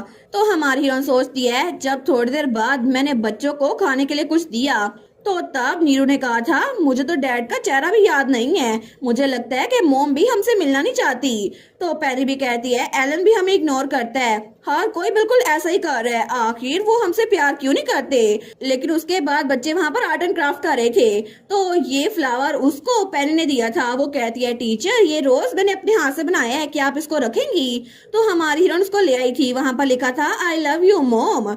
लेकिन हमारी हीरोइन सोचती है, आई लव यू मॉम, मुझे लगा था शायद अपर क्लास फैमिली में कॉमन है कि माँ बाप बच्चों पे ज्यादा ध्यान नहीं देते, लेकिन फिर भी अभी भी मुझे इसकी आदत नहीं हुई। आखिर वो माँ अपने बच्चों को ऐसे कैसे फेंक सकती है? वेल पता नहीं मिसेस ओटिस आखिर बच्चों से इतनी नफरत क्यों करती है। इसके अलावा एलन ओटिस वो भी अपने बहन भाइयों के लिए कुछ महसूस नहीं करता, और उसमें से मुझे एंटीसेप्टिक की स्मेल आ रही थी। लेकिन तब वो वहां चेयर पे बैठी थी। वो सोचती है, मैंने पहली बार एलन ओटिस से बात की, लेकिन फिर भी पिछले 1 महीने से मैं जब भी उसको देखती थी ना तो उसका चेहरा तो हमेशा डार्क लगता था। तो तब उस फ्लावर को हाथ लगाते हुए सोचती है, मैं सच में श्योर नहीं हूँ, लेकिन ऐसा लगता है कि एलन ओटिस उसको अब्यूज किया जा रहा है। शायद उसकी मदर उसको अब्यूज करती है या फिर कोई और, क्योंकि इस घर में किसी की हिम्मत नहीं है कि वो ओटिस फैमिली के वारिस कोई खुद अपने हाथों से मारे। लेकिन वो सोचती है, मैं उसको अकेले ऐसे नहीं छोड़ सकती। लेकिन तब वो सोचती है, मैं उसके लिए कर ही क्या सकती हूँ? मैं तो खुद अपने घर से भाग आई थी, मैंने तो अपनी मदद तक को अबंडन कर दिया, तो आखिर मैं अपने एम्प्लॉयर के लिए ऐसा कैसे सोच सकती हूँ? मेरे लिए तो अपने आप को बचाना बहुत ज्यादा मुश्किल है, तो मैं उसको कैसे बचाऊं। लेकिन तभी उसे दरवाजे के बाहर से कुछ आवाज आती है। वो सोचती है क्या ये किसकी आवाज थी, तो वो जल्दी से खड़ी होती है। वो कहती है कौन है यहाँ पर। लेकिन तभी वो आवाज थोड़ी तेज हो रही थी। हमारे सोचती है आधी रात से ज्यादा टाइम हो गया है, तो आखिर ये आवाज क्यों आ रही है। लेकिन तब वो सोचती है आखिर कौन हो सकता है। मैं आगे बढ़ के देखूं। तो तब वो थोड़ा आगे होती है, लेकिन तब वो दरवाजा नहीं खोलती। वो सोचती है मुझे बाहर नहीं जाना, मेरा कमरा मेरे लिए सिक्योर है, मैं बाहर नहीं जा सकती। लेकिन तब वो वहां की होल में अपने कान लगाकर सुनती है, तो तब भी कोई आवाज नहीं आती। तो रिशेल सोचती है मुझे नहीं पता ये कौन था, लगता है वो चला गया है। तो तब वो खड़ी होती है। वो कहती है इट्स ओके, कोई बात नहीं। तो तब वो अपने बेड की तरफ जाते हुए सोचती है आज जो कुछ हुआ ना, इसकी वजह से मुझे ये सब कुछ सुनाई दे रहा होगा। लेकिन तब वो अपने बेड पे आती है और तब वो आराम से वहां पर लेट गई थी। तो तब वो सोचती है मुझे अभी के लिए बस सोना होगा, मैं और कुछ नहीं कर सकती, मुझे बच्चों की हेल्प करनी होगी, तो उसके लिए पहले मुझे रिलैक्स होना होगा। लेकिन तभी उसे वो आवाज एक बार फिर से आती है, जैसे वो चीज उसके कमरे के बिल्कुल बाहर थी। तो हमारी हीरोइन वो अभी उठने लगती है, वो चिल्लाने लगती है आखिर कौन है। लेकिन तभी वो आवाज बहुत ज्यादा बदल गई थी और वहां पर एक साथ काफी ज्यादा आवाजें आना शुरू हो गई थी, जैसे कोई बहुत सारी चीजें, जैसे बहुत सारा इंसान या फिर कोई जानवर उसके कमरे के बाहर थे। वो सोचती है ये एक इंसान नहीं है, ये तो ऐसा लग रहा है बहुत सारे इंसान इकट्ठे मिलकर यहाँ पर आ रहे हैं और वो लोग तो बार बार जैसे मुझे बुला रहे हैं कि मैं बाहर जाऊं। लेकिन तब अपने कान बंद कर लेती है। वो सोचती है बस कर दो, मैं चिल्लाना चाहती हूँ। और तब वो तो बेड पे ऊंधे मुंह लेट गई थी। वो सोचती है वहां पर एक रूल भी था, आपको कभी कभार कमरे के बाहर से अजीबोगरीब आवाज सुनने को मिलेंगी, लेकिन एब्सोल्युटली कभी भी दरवाजा मत खोलिएगा और उनको रिस्पॉन्स कभी मत दीजिएगा, क्योंकि मिडनाइट से लेकर सनराइज तक उनका टाइम है। वो सोचती है मैं इनको जवाब नहीं दूंगी, मैं अब कोई बात नहीं करूंगी। और तब वो चादर अपने ऊपर लेते हुए सोचती है अभी के लिए मुझे बस इनके खत्म होने का इंतजार करना होगा, मैं अभी के लिए यही कर सकती हूँ। और उसने वो चादर अपने मुंह पे ले ली थी और उसने अपने कान भी बंद किए हुए थे। तो वो सोचती है मैं उनको देख नहीं सकती है ना, तो मैं उनको सुनना भी नहीं चाहती, क्योंकि अभी के लिए मैं बस यही कर सकती हूँ, अपने कमरे में अपनी चादर में लेट कर उनकी आवाजें सुनना बंद कर सकती हूँ। और तब वो तो बहुत ज्यादा डरी हुई थी। वो सोचती है हालांकि ये सिर्फ एक ब्लैंकेट है, लेकिन इससे बाहर की आवाज बंद नहीं हो रही, मैंने अपनी आंखें भी बंद की हुई हैं, लेकिन ये रात बहुत ज्यादा लंबी लग रही है और ये आवाजें खत्म क्यों नहीं हो रही। हमें सुबह के वक्त हमारी रिशेल दिखाई जाती है, जो कि सो के उठी थी और बहुत ज्यादा थकी हुई थी। वो सोचती है मैं कल की रात बहुत मुश्किल से सोई थी। और तब वो उठ के खिड़की के पास आती है। वो सोचती है लगता है कि मैंशन के बाकी लोग अभी तक जागे नहीं हैं, अभी तो 5:30 हुए हैं, लेकिन दरवाजे पे वो दस्तक और आवाजें वो बंद हो गई हैं। तो वो सोचती है आखिर वो सब कब चले गए, मैं अभी भी काम डाउन नहीं हो सकती। तो तब वो बाहर निकलते हुए सोचती है मे भी मुझे मॉर्निंग वॉक करनी चाहिए, शायद इससे मेरा माइंड क्लियर हो जाएगा। तो तब वो बाहर गार्डन में आ गई थी, जहाँ पे हमेशा की तरह बहुत सारे रोजेस थे। तो तब वो वहां पर वॉक कर रही थी। वो सोचती है सच में यहाँ पर जो रोजेस है ना इस पूरे मेंशन में, ये तो डिफरेंट वैरायटी के हैं, इनमें से अक्सर तो मैंने कभी भी नहीं देखे, और इन रोज का साइज तो कुछ ज्यादा ही बड़ा है और इनकी सेंट भी बहुत ज्यादा स्ट्रॉन्ग है और इनका कलर बहुत ज्यादा डीप है।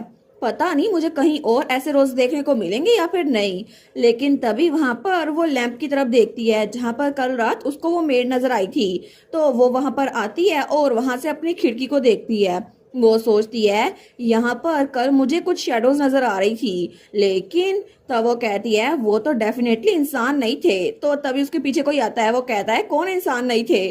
तो रिशेल वो पीछे मुड़कर देखती है और तभी वो वहां से नीचे गिरने लगती है, लेकिन जो कोई भी था वो उसको पकड़ लेता है। वो कहता है मुझे माफ कीजिएगा, मैं आपको डराना नहीं चाहता था, क्या आप ठीक हैं। तो रिशेल कहती है मिस्टर वाल्टर, और वहाँ पे रोजर्स था जिसने उसको गिरने से बचा लिया था। वो कहता है माय लेडी आप ठीक तो है ना, मुझे माफ कीजिएगा कि मेरी वजह से आप थोड़ा शॉक हो गई।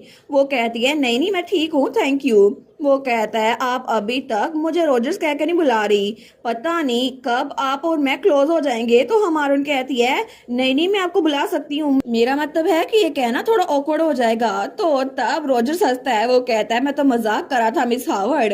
वेल ये ठीक है, आपका जब दिल करे आप मुझे तब कह सकती हैं, मैं इंतजार कर सकता हूँ।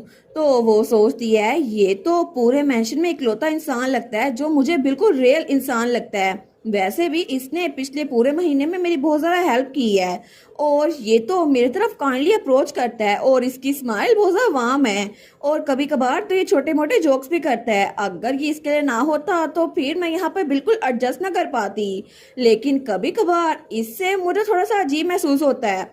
तो तब रोजर्स कहता है, क्या आपने कहा आपने कोई इंसान नहीं देखा, वो कैसा लगता था? तो हमारी रिशेल कहती है, वेल ये तो बस मैंने कल रात यहाँ इस लाइट के पास किसी को देखा था, मुझे बस उसकी शेडो नजर आ रही थी, मुझे लगा था वो इंसान नहीं है। तो वो कहता है, अच्छा फिर कोई बिल्ली होगी, लेकिन मुझे लगता नहीं है कि मेंशन में इस तरह के फ्रीक्वेंट विजिटर्स आते होंगे। वो सोचती है इसको मैं क्या बताऊं, लेकिन तब वो कहता है, बार्टन में नाइट बहुत ज्यादा नॉइजी होती है, आपको नहीं लगता? तो हमारी रेशेल वो सोचती है, क्या अचानक से ये रात का जिक्र क्यों कर रहा है, क्या इसको बार्टन के रूल्स नहीं पता कि जो कुछ हो जाए हमें उसके बारे में दोबारा बात नहीं करनी? वो सोचती है, मिस्टर रोजर्स ये तो हमेशा की तरह काइंड और जेंटल है, इतने ज्यादा कि मैं चाहती हूँ मैं इन पर ट्रस्ट करूँ, लेकिन कभी कभार ये मुझे एक अजीब सी सेंस ऑफ अनईज देते हैं, जैसे कि अभी। वो कहती है, अच्छा ऐसी बात है, लेकिन मैं तो आधी रात से पहले ही सो जाती हूँ, मुझे नहीं पता। वो कहता है, अच्छा ये तो अच्छी बात है क्योंकि आपका लाइफस्टाइल बहुत ज्यादा हेल्दी है, मैं विश करता हूँ कि मास्टर एलन भी आपके एग्जाम्पल को फॉलो करें। तो रिशेल कहती है, क्या मतलब मास्टर एलन, क्या उनको सोने में मसला होता है? वो कहता है, जी उनको थोड़ा सा इंसोम्निया है, इसकी वजह से वो सो नहीं पाते। तो हमारी हीरोइन वो कहती है, फिर तो उनके लिए बहुत ज्यादा एग्जॉस्टिंग होगा ना, ये तो सीरियस मसला है। तो रॉजर्स कहता है, ये इसलिए है क्योंकि यंग मास्टर बहुत ही ज्यादा जिद्दी हैं और वो तो मेरे लिए बहुत बड़ा मसला है। तो हमारी हीरोइन सोचती है, क्या क्या इसने अभी कहा कि वो मेरे लिए मसला है? लेकिन तब वो कहता है, यहाँ पे रोजेस की सेंट सुबह को बहुत ज्यादा खूबसूरत बना देती है, आपको नहीं लगता? तो तब उसकी तरफ हाथ बढ़ाते हुए कहता है, क्या आप मेरे साथ वॉक पे चलेंगी मिस वॉल्टर? और तब वो स्माइल करा था। वो कहता है, अगर हो सके तो मैं आपके साथ वॉक करना चाहता हूँ, मुझे बहुत ज्यादा खुशी होगी। लेकिन हमारी हीरोइन वो कहती है, मैं आपकी इस ऑफर को अप्रिशिएट करती हूँ मगर अब मुझे चलना चाहिए, मुझे मिस पैनी और मास्टर नीरू को मॉर्निंग के लिए तैयार करना है। वो सोचती है, एक और रीजन जिसकी वजह से मुझे मिस्टर रोजर वाल्टर्स वो अनईजी करते हैं, क्योंकि रोजर्स तो बहुत ही ज़्यादा काइंड है, क्योंकि बार्टन में बाकी स्टाफ के मुकाबले में ये बहुत ही ज़्यादा काइंड है, जो चीज़ मुझे चुभती है। तो रिशेल उसको मना करते हुए कहती है, मैं खुद ही चली जाऊंगी। वो कहता है, फिर मैं आपको आपके कमरे में छोड़ दूं? तो हमारे कहती है, नहीं नहीं ये ज़्यादा दूर नहीं है। वो कहता है, प्लीज़ मना मत करे, मैं भी उस तरफ ही जाने वाला था। तो हमारी हीरोइन सोचती है, इसको मना करना बहुत ही ज़रा मुश्किल है, लेकिन तभी वहां से उसे किस चीज़ की आवाज़ आती है। वो कहती है, बस 1 मिनट रुके। तो तब वो पीछे देखती है, रोजर्स कहता है, क्या हुआ है? तो वहां पे पैनी और नीरू बाहर आके फिर से मट्टी में खेल रहे थे। वो कहता है, वहां पर तो मिस पैनी और मास्टर नीरू नहीं है। तो हमारी उन कहती है, ये तो वो ही है। तो वो कहता है, लगता है वो बाहर खेल रहे हैं। तो हमारी उन कहती है, मुझे अब जाना होगा, प्लीज आप आराम से वापस चली जाइएगा। और तब वो पैनी और नीरू के पीछे भागती है। तो पीछे से रोजर्स कहता है, रुके सही मिस हावर्ड। लेकिन हमारी हीरोइन पैनी और नूरी के पास भाग गई थी और पैनी फिर से कहती है, देखो विच आ गई हमें पकड़ने के लिए। लेकिन पीछे रोजर्स वहीं पर खड़ा था। तो वो सोचता है, ओ माई, मुझे लगता है कि ये बहुत ही ज्यादा केयरफुल और बहुत ज्यादा वेरी है, ये तो बहुत ज्यादा चालाक है। लेकिन तब वो स्माइल करते हुए कहता है, इसके साथ डील करना बिल्कुल भी इजी नहीं होगा। और तब वो आसमान को देखता है जहां पर बादल छा रहे थे। वो कहता है, मैं उम्मीद करता हूँ कि ये हेल्दी और वेल रहे और इस मेंशन में बहुत बहुत लंबे अरसे तक जिंदा रहे। और तब थोड़ी देर बाद उस बारिश की वजह से हमारी हीरोइन, उसको तो जुकाम हो गया था, वो तो बेचारी उसको बुखार भी हो रहा था। वो सोचती है, ये सच में इजी नहीं था। जब मैं बच्चों को लेकर आ रही थी ना, तो बारिश में मैं और बच्चे दोनों ही भीग गए। मैंने उन दोनों को नहला तो दिया, लेकिन फिर भी मुझे पहले लगा था मुझे सर्दी हो रही है, लेकिन अब तो मुझे बुखार भी हो गया है। चलो अच्छी बात है कि बच्चे ठीक है। तो क्या मुझे जाकर डॉक्टर को चेक करना चाहिए? क्या पता कोई डॉक्टर यहाँ पर हो, और मेरे बुखार के ज्यादा बढ़ने से अच्छा है कि मैं पहले ही मेडिसिन ले लूं। लेकिन तब वो आगे जा रही थी, तो तब वहां पर कोई भी नहीं था। वो सोचती है, क्या मैं यहाँ नीचे जाऊं? तो वो सीढ़ी से नीचे उतर रही थी। तो वो सोचती है अगर मैं मैडम ओटिस के पास गई तो मुझे कुछ भी अच्छा सुनने को नहीं मिलेगा। अगर ऐसा ही है तो मुझे बटलर के पास जाना चाहिए। तो वो बटलर के पास आई थी। बटलर कहता है गुड आफ्टरनून मिस हावर्ड, और तब वहां पर कुछ काम कर रहा था। वो कहता है क्या आपको कुछ चाहिए?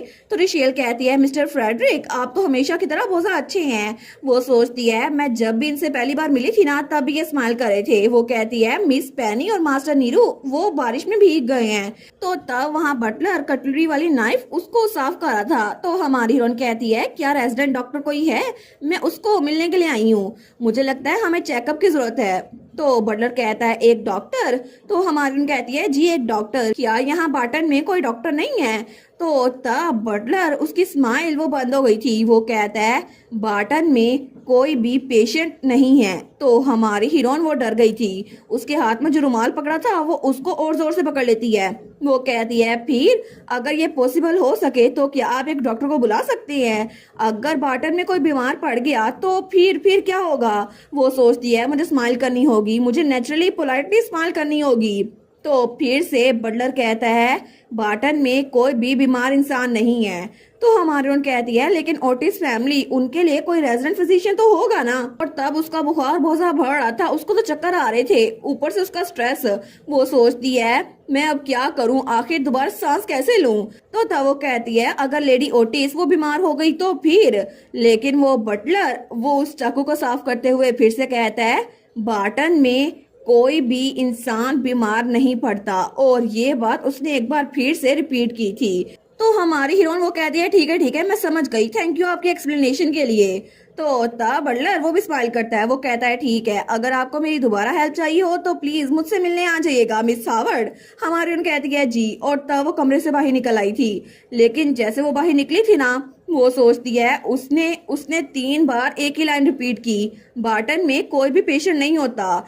तो इसका क्या मतलब है? ये तो बिल्कुल ऐसा था जैसा वो मेड जब अजीब सी हरकतें कर रही थी तब कह रही थी। उसकी टोन उसका मैनर ऑफ स्पीकिंग सब एग्जैक्टली वैसा ही था। तो तब हमारी हीरोइन उसको तो बुखार हो रहा था। वो सोचती है मैं क्या करूं, क्या सच में मैंने एक इंसान से बात की? लेकिन मुझे तो ठंड भी बहुत ज्यादा लग रही है। और आखिर इस मेंशन में हो क्या रहा है? नहीं मुझे इस बारे में नहीं सोचना होगा, मुझे जाकर कोई मेडिसिन ढूंढनी होगी। तो तब वो सीढ़ियां चढ़ने लगती है लेकिन उसको चक्कर आ रहे थे।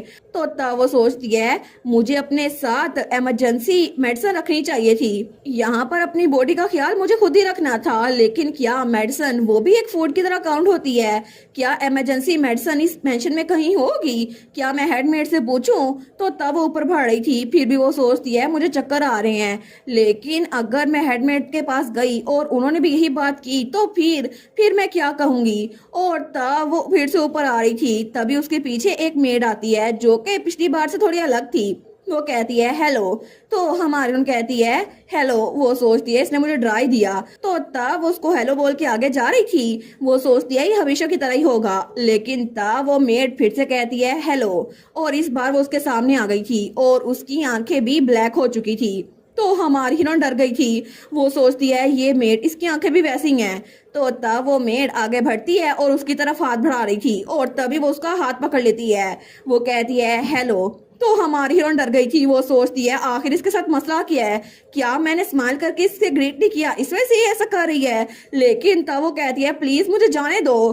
तो तब उसको तो चक्कर आई जा रहे थे। वो सोचती है मेरा दिमाग खराब हो रहा है, मैं तो अभी अपने होश में भी नहीं हूँ, आखिर मैं इसे छुटकारा कैसे हासिल करूँ? और तब वो अपना हाथ छुड़वाई जा रही थी। वो सोचती है मैं उम्मीद करती हूँ कि ये ख्वाब हो। लेकिन वो मेड उसी की तरफ बढ़ रही थी। वो कहती है हेलो और वो बार बार एक ही लफ्ज दोहरा रही थी हेलो हेलो हेलो। और तब वो हमारी हीरोइन के पास आती है और अपना मुंह एक साथ ही खोलती है और तब हमारी हीरोइन आंखें बंद कर लेती है। वो सोचती है ये जरूर कोई नाइटमेयर होगा है ना, जब मैं अपनी आंखें खोलूंगी तो मैं उम्मीद करती हूँ मेरे फादर वहां पर हो। लेकिन तभी जब वो मेड हमारी हीरोइन पे हमला करने ही वाली थी तो पीछे से कोई आते हुए कहता है अभी तो रात भी नहीं हुई और तुम लोग का पागलपन अभी से शुरू हो गया।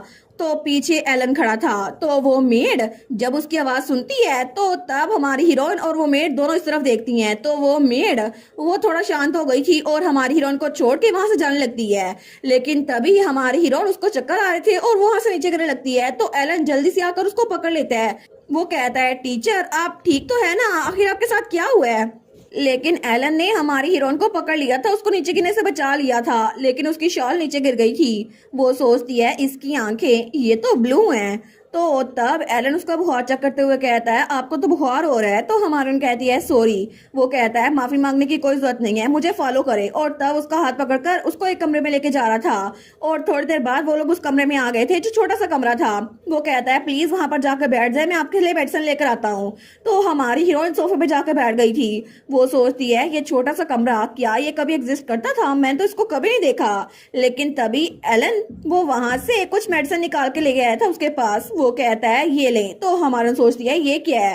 तो वो कहता है ये फीवर रिड्यूसिंग मेडिसिन है और ये कफ मेडिसिन है, आपको इन दोनों में से कोई भी लेनी पड़ेगी। मैं कोई डॉक्टर नहीं हूँ इसलिए मैं श्योर नहीं हूँ, लेकिन ऐसा लगता है कि आपको बुखार के साथ साथ नजला भी है, तो आपको पहले बुखार की मेडिसिन लेनी पड़ेगी। और तब वो फर्स्ट एड किट खोल रहा था। तो हमारी हीरोइन मेडिसिन को खोलती है। वो कहती है थैंक यू मुझे मेडिसिन देने के लिए। तो तब एलन कहता है आपका बाजू। तो हमारी उन कहती है क्या। तो वो जल्दी से आगे होता है और उसका बाजू पकड़ता है। वो कहती है ये तुम क्या कर रहे हो, लेकिन तभी वो उसका बाजू थोड़ा ऊपर करता है तो तब वहां पर उस मेड के हाथ पकड़ने की वजह से चोट लगी हुई थी। तो हमारी हीरोइन कुछ नहीं बोलती। तो एलन कहता है मेरे पास इस कमरे में सिर्फ इमरजेंसी मेडिसिन है। और तब वो पट्टी खोलता है और उसके हाथ पे बांध देता है। वो कहता है क्योंकि बाटन में कोई भी बीमार नहीं पड़ता, इसी वजह से मैंने यहाँ पर ये मेडिसिन छुपा के रखी हुई है। तो वो सोचती है ये बात तो इसने सेम टू सेम उसी बटलर वाली की है, लेकिन क्या ये बात इसका कोई मतलब भी है।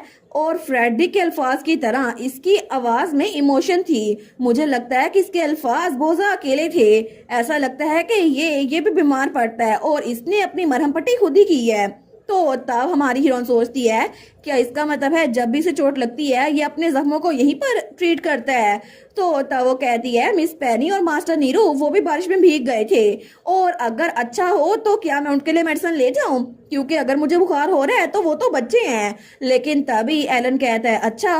तो हमारी हीरोइन उसकी तरफ शौक होकर देखती है। वो कहता है मुझे नहीं पता कि तुम क्या सोच रही थी जब तुमने ये कहा, लेकिन आखिर मैं उन दोनों का ख्याल क्यों रखूं, आखिर उन दोनों का ख्याल रखने की जरूरत ही क्या है। तो हमारी हीरोइन वो तो बिल्कुल शॉक हो गई थी। वो कहती है क्या, वो सोचती है क्या इसने अपने बहन भाइयों की फिक्र ना करने की कसम खा रखी है। वो कहती है मिस पेनी और यंग मास्टर नीरू वो भी बारिश में भीग गए थे और उनको बहुत ज्यादा ठंड लगी है। तो तब एलन ये बात सुनकर हंसने लग जाता है। वो कहती है क्या हुआ है। तो तब वो कहता है ओए टीचर मेरी बात गौर से सुनो, क्या मैंने तुम्हें पहले नहीं बताया था कि तुम्हें दूसरों के मामलात में दखलंदाजी नहीं करनी। अगर तुम्हें यहाँ पर जिंदा रहना है ना तो बस तुम्हें अपने जिंदा रहने पे फोकस करना पड़ेगा। तो हमारी हीरोइन कहती है आखिर आप ऐसा कैसे कह सकती है, वो दोनों आपके बहन भाई हैं और मैं उनकी टीचर हूँ। वो कहता है बिल्कुल टीचर, तुम्हारा ये सो कॉल्ड टाइटल तुम्हें यहाँ पर इसीलिए बुलाया गया है, लेकिन तुम्हें अपनी जॉब में इतनी एफर्ट करने की कोई जरूरत नहीं है और अच्छा होगा कि तुम जल्दी इसको क्विट कर दो। वैसे भी चाहे वो दोनों जो कुछ मर्जी करते रहे, इससे वेस्ट ऑफ टाइम ही होगा तुम्हारा। इससे अच्छा है तुम यहाँ पर चुप करके रहने के तरीके सीख लो, क्योंकि तुम्हारे एक्शन तो कम्प्लीटली मीनिंगलेस है। हमारी हीरोइन सोचती है एक बार फिर से वैसे बिहेव कर रहा है जैसा इसने डाइनिंग हॉल में किया था। ये अपने बहन भाइयों को कुछ नहीं समझता। तो तब वो कहती है वो आपके बहन भाई हैं, किसी और के नहीं। आखिर आपको अपने छोटे बहन भाइयों के बारे में कुछ तो एहसास होना चाहिए। आप इतने कोल्ड कैसे हो सकते हैं, और आप तो ऐसे बिहेव कर रहे हैं जैसे वो आपकी फैमिली नहीं है। तो तब रिशेल वो सोचती है ये कितना अजीब है, इस पूरे मेंशन में क्या अजीब हो रहा है, मुझे तो समझ नहीं आ रही। वो दोनों बच्चे उनको इनकी मॉम ने मेरे सामने नीचे धक्का दिया था, और एलन ओटिस इसकी बॉडी पे भी चोटों के निशान होते हैं। इसका मतलब है तीनों बच्चों को उनके पेरेंट्स अब्यूज करते हैं, लेकिन वो बच्चे सिर्फ अपने बड़े भाई पे रिलाई कर सकते हैं और ये ऐसे बोल रहा है। तो एलन कहता है बहन भाई बिल्कुल भी नहीं, और तब उसका हाथ पकड़ता है बहुत ज्यादा जोर से। तो हमारी हीरोइन वो चिल्लाती है, वो कहती है क्यों, मेरा हाथ छोड़ दो। तो वो बड़े गुस्से में था। तो वो कहता है तुम तो अपने आप को प्रोटेक्ट नहीं कर सकती, अगर कोई तुम्हारा हाथ पकड़े तुम उसको छुड़वा नहीं सकती, और तुम्हें दूसरों की फिक्र हो रही है। तो हमारी हीरोइन कहती है मिस्टर ओटिस वो कहता है आखिर तुम ये सारी बकवास करके क्या ही हासिल कर लोगी? क्या तुम सच में हैप्पी फैमिली खेलना चाहती हो?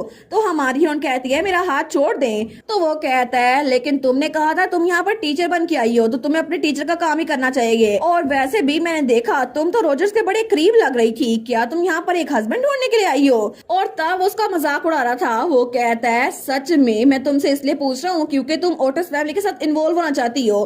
तो हमारी हीरोइन कहती है मैं आखिरी बार कह रही हूँ मेरा हाथ छोड़ दें। तो वो उसका हाथ छोड़ देता है और तब हमारी हीरोइन वो कहती है क्यों, आखिर क्यों? लेकिन तब एलन ओटिस उसको बहुत ज्यादा घूर के देखता है। वो सोचती है उसकी ब्लू आईज वो तो मुझे घूर के देखी जा रही थी, जिसकी वजह से मुझे साफ पता चल रहा था कि उसको बहुत ज्यादा गुस्सा आया हुआ है। तो हमारी हीरोइन कहती है क्या मैंने आपकी तरफ कोई गलती कर दी है मिस्टर ओटिस? तो तब एलन खड़ा होते हुए कहता है अगर तुम गलती की बात कर ही रही हो तो तुम्हारी सबसे बड़ी गलती इस मेंशन में आना था। और तब वो खड़ा होते हुए कहता है इसी वजह से तुम मुझसे ये पूछना चाहती हो तुम्हारे चेहरे पे ये लिखा हुआ है, आखिर तुम ऐसा क्यों कर रहे हो? तुमने एक्सपेक्ट ही क्या किया था? इस जगह पर रहने के बाद कोई भी इंसान वो पागलपन से बच नहीं सकता। और तुम्हें क्या लगा था मैं किसी जेंटलमैन की तरह एक्ट करूंगा? अगर ऐसा ही है तो ये इतना भी मुश्किल नहीं है। और तब उसको ग्रीट करते हुए कहता है वेलकम इस पूरी दुनिया की सबसे ज्यादा खुशबूदार कब्र में। और तब उसे कहता है चलो हम दोनों इस मेंशन में फ्रेंडली कॉप्सेस बन जाते हैं, इसके अलावा मैं तुमसे और कुछ नहीं कह सकता। और तब हमें डायरेक्ट रात का सीन दिखा जाता है जब हमारी हीरोइन मेडिसिन लेकर अपने कमरे में आराम से सो गई थी। लेकिन दूसरी तरफ हमें एलन ओटिस का कमरा दिखा जाता है जहाँ पर वो अपने तकिए पे मुंह देके रो रहा था। वो कहता है आई एम सॉरी, मुझे ऐसा नहीं करना चाहिए था, आई एम सॉरी। और वो तो बहुत ज्यादा शर्मिंदा था कि उसने हमारी रिशेल के साथ ऐसा सलूक किया। लेकिन तभी दरवाजा खुलता है और कोई उसकी तरफ बढ़ता है। तभी वो उसके बेड के पास आता है और उसकी चादर खींच लेता है। तो एलन डर के उठता है। वो कहता है क्या, कौन है ये? तो तभी वहां पर जो कोई भी था ना वो उसको देखता है और उसका मुंह खोल के उसके मुंह के अंदर अपना हाथ डालता है। और वो जो कोई भी था वो उसका मुंह चेक कर रहा था। तो एलन ओटिस उसको बहुत सा खांसी आ रही थी, तभी वो उसका मुंह छोड़ता है और थोड़ा पीछे होता है। तो तब एलन उसको बहुत ज्यादा घूर के देखता है। वो कहता है रोजर्स। तो वहां पर रोजर्स वाल्टर था जो कि उसका टीचर था। वो कहता है मेरे क्यूट एलन। और तभी वो आगे होता है और एक बार फिर से एलन का मुंह पकड़ लेता है और उसकी जुबान अपने हाथों में लेता है। वो कहता है मैंने चेक किया सारी की सारी कोल्ड मेडिसिन वो डिसअपियर हो गई है। तो एलन उसको बहुत ज्यादा तकलीफ हो रही थी। तो तब रोजर स्माइल करते हुए कहता है ऐसा लगता है कि तुम एक बार फिर से सारे ड्रग्स खाने के बाद अपनी छोटी सी सुसाइड गेम खेलने की कोशिश कर रहे हो, क्योंकि पिछली बार तो तुमने सारी नींद की गोलियां इकट्ठी खा ली थी, फिर भी तुम्हें बचाना बहुत ज्यादा मुश्किल था। तो एलन को तो गुस्सा आ रहा था। तो रोजर उसके पास तो वे कहता है ऐसा लगता तो नहीं कि तुमने कोई मेडिसिन खाई है। तो एलन कहता है मैंने तुम्हें बताया था ना। तो तभी उसका मुंह छोड़ देता है। वो कहता है चलो फिर तो अच्छी बात है, वैसे भी आजकल तो तुम बहुत ज्यादा बिगड़ते जा रहे हो। लेकिन एलन वो खांस रहा था। तो तब रोजर्स कहता है क्या तुम फिर से चाहते हो कि मैं तुम्हें तुम्हारे बेड के साथ बांध दूं? तो एलन को तो बहुत ज्यादा गुस्सा आता है। तो रोजर्स कहता है मुझे लगता है कि मुझे तुम्हारे गले में पट्टा बांधना चाहिए ताकि तुम फिर से मिसबिहेव ना करो। इसके अलावा तुम्हारा फेवरेट मीट किचन में बहुत ज्यादा है, अगर तुम चाहो तो मैं तुम्हें वो खाने के लिए दे सकता हूँ। तो तब हमारा एलन गुस्से से कहता है अगर तुम चाहो तो मैं तुम्हारी जान भी ले सकता हूँ। तो रोजर्स कहता है मैं समझ गया। और तब वो अपने हाथ साफ करता है। वो कहता है आई गेस तुमने वो सारी मेडिसिन मिस हावर्ड को दे दी। हमारा हीरो कहता है क्या? रोजर्स कहता है मिस हावर्ड को पहले बुखार लग रहा था लेकिन उनका बुखार तो बहुत जल्दी उतर रहा है, ऐसा लगता है तुमने वो मेडिसिन उन्हीं को दी थी। और तब वो रुमाल उसके सर पे रखते हुए कहता है तुमने ऐसा ही किया है ना? तो तब एलन को तो गुस्सा आ रहा था। वो कहता है तुम्हें पता था फिर भी तुमने मेरे साथ ये सब कुछ किया। तो रोजर्स कहता है क्या तुम्हें अपनी वेकअप कॉल पसंद आई एलन? मैं तो तुम्हारी तारीफ करूंगा क्योंकि तुम मिस हावर्ड के साथ बहुत ज्यादा काइंड हो, अपना ये हार्ड वर्क जारी रखना। तो एलन कहता है बकवास करना बंद करो। लेकिन तभी रोजर्स आगे आता है और कहता है मैं तो सिर्फ इसलिए कह रहा हूँ क्योंकि तुम बाहर से जितना मर्जी टफ एक्ट करो, जब भी बाटन में कोई आता है ना तुम छुप के उसकी हेल्प करने की कोशिश करते रहते हो। तुम्हें लगा था कि मुझे पता नहीं होगा।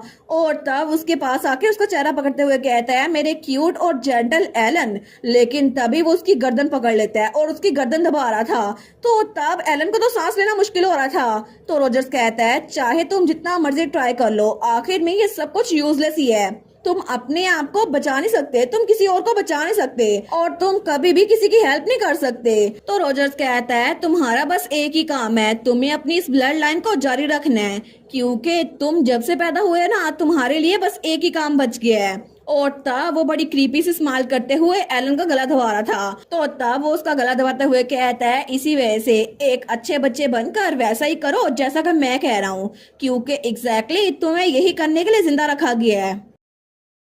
और इसी के साथ ये वाला पार्ट यहीं पर ख़त्म। तो आप लोग बताइएगा आप लोग को ये पार्ट कैसा लगा, और वीडियो को लाइक और चैनल को सब्सक्राइब लाजमी कीजिएगा। बाकी वीडियोस का लिंक भी स्क्रीन पर नज़र आ रहा होगा, तो काइंडली उनको भी चेकआउट कर ले। और thank you so much for watching my videos. Stay safe, bye bye.